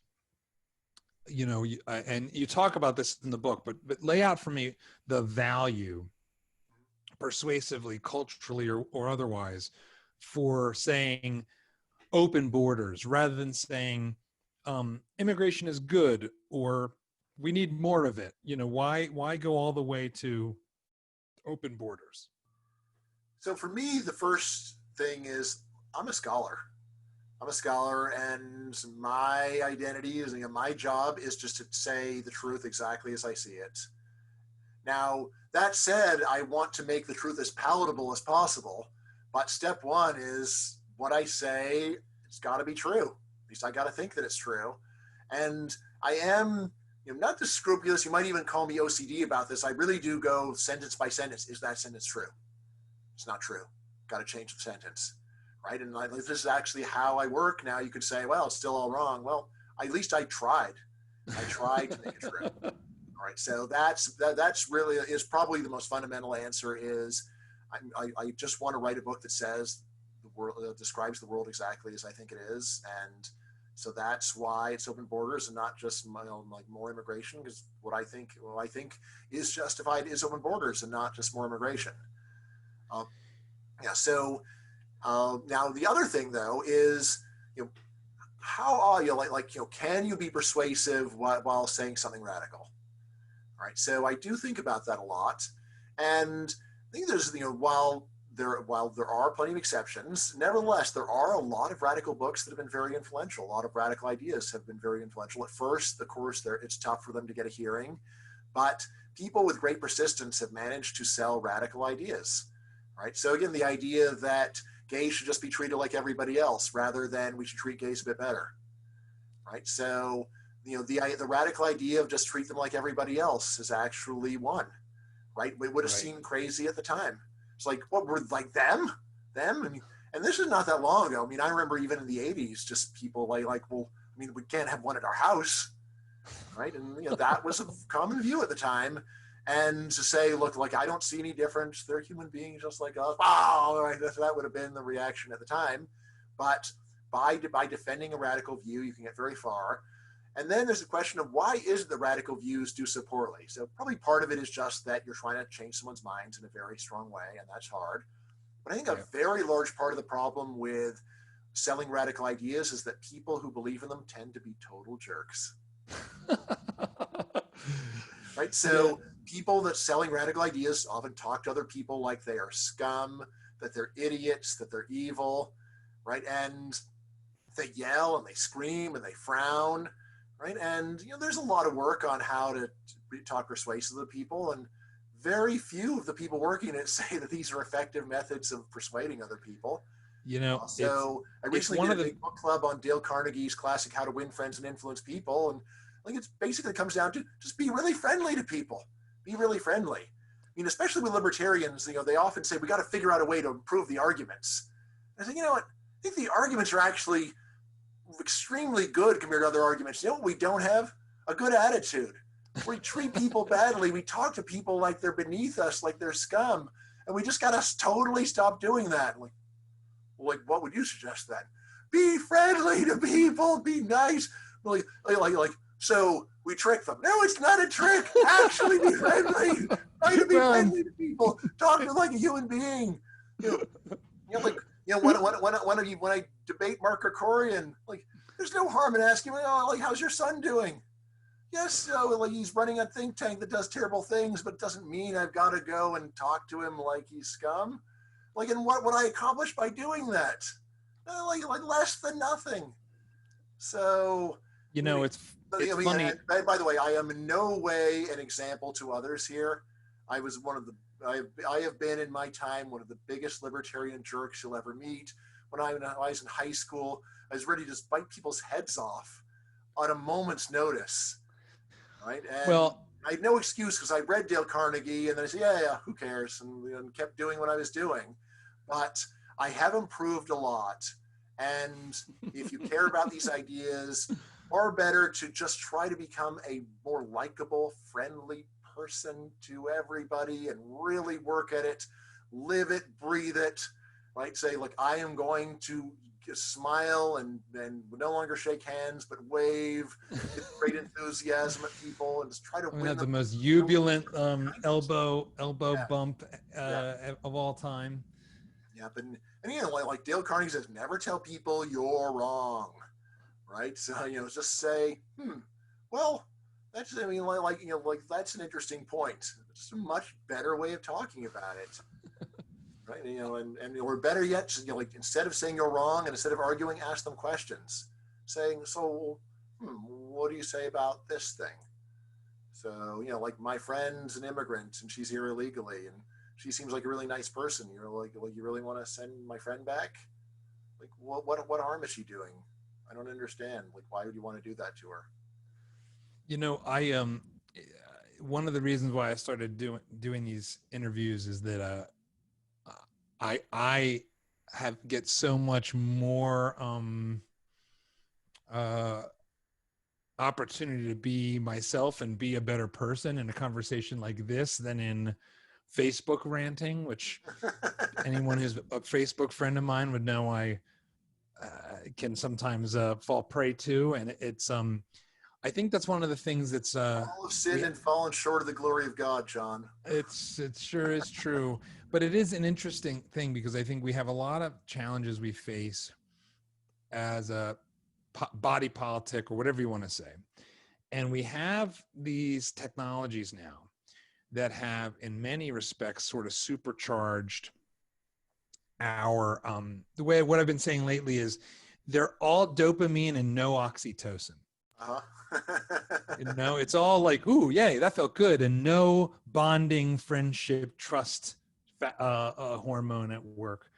And when it comes to ideas like this that are so important and they have ability to transform the lives of literally billions of people in the world, and yet they trigger people. How do you think about more broadly, besides being nice, which is obviously super important, but let's just end on this. Like, what do you think is changing about the business of spreading ideas? Where are you pessimistic, and where are you optimistic? Does social media and the new landscape of the transmission of ideas make you pessimistic for making the kind of progress I think you and I generally want to see? Or does it make you optimistic for reasons? And either way, I'd like to hear kind of where you fall on that. Yeah. So I'm very optimistic about expanding our counterculture. I'm not optimistic about taking over the culture. The main source of optimism that I get about politics and culture generally, actually, is just a little slogan I have, which is ADHD will save us. ADHD will save us. The large majority of people, no matter how bad their views are, just don't have the follow through to actually do that much about them, to get them implemented. So, like Donald Trump being a fine example, he said so many terrible things about immigration, but in terms of actually getting it done, he has done some stuff by executive order, which is really bad, but he has made no lasting change in immigration policy, from what I can tell. As soon as someone else gets in power, things can go back to exactly how they were, totally different. Right now, if you had someone who agreed with Trump's views but had my personality, it would be very scary, because if I had Trump's views the first day on my inauguration, I said, look, I have promised the American people that we are going to do these things. We will now proceed to do these things. This is going to be the only thing I'm going to talk about. I'm going to be like a pit bull. I'm going to be like a broken record, on and on and on. I'm going to do whatever it takes to make these things happen. We're going to change immigration law. I don't want to talk about anything else until we change the law. Right? That's the way that I am.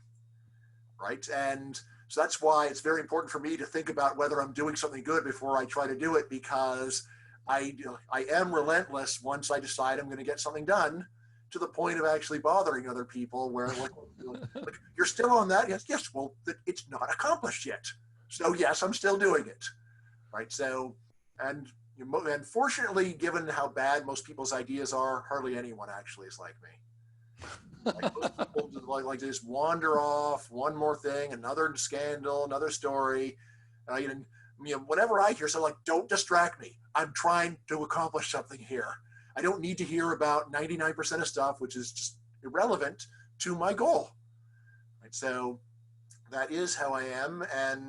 But the fact that other people aren't like me makes me optimistic, because it means that the bad stuff isn't really going to happen. Most people who are into progressive culture, they aren't even going and monitoring their own family members for compliance very well. Once a month they get in a fight with somebody. But yeah, if I had that view, I would be saying, look, this will not occur around me anymore. I'm going to get things on track. And so of course you're going to say, well, right now one of my tracks is being friendly to everyone, and so now I'm relentless about that. Well, I think that's a great place to end. The optimism of Bryan Caplan is in knowing that most people are not like Bryan Caplan. In their relentlessness, yes. Yeah, relentlessness is one of those things where if you've got a good goal, it's good to be relentless. Got a bad goal, don't be relentless. It's just going to make some things worse. Well, Bryan, thanks for this time this afternoon, and Everybody needs to check out Open Borders. It's an incredible piece of scholarship that also happens to be a really well-drawn and entertaining graphic novel. Yep. And you can still get it delivered in hard copy on Amazon, just $13.39. So, I mean, really, especially if you're homeschooling right now, kids really like this book. I've got a lot of emails from adults who said, my kids stole my copy. So, if you'd like to get your kids thinking about economics, philosophy, social science, and just getting an idea of what the world of ideas is like. I know this is my own book, but I think that you will be amazed at how interested precocious kids will be in this book. Thanks a lot, Bryan. Totally my pleasure. This is fantastic, John. Thank you so much.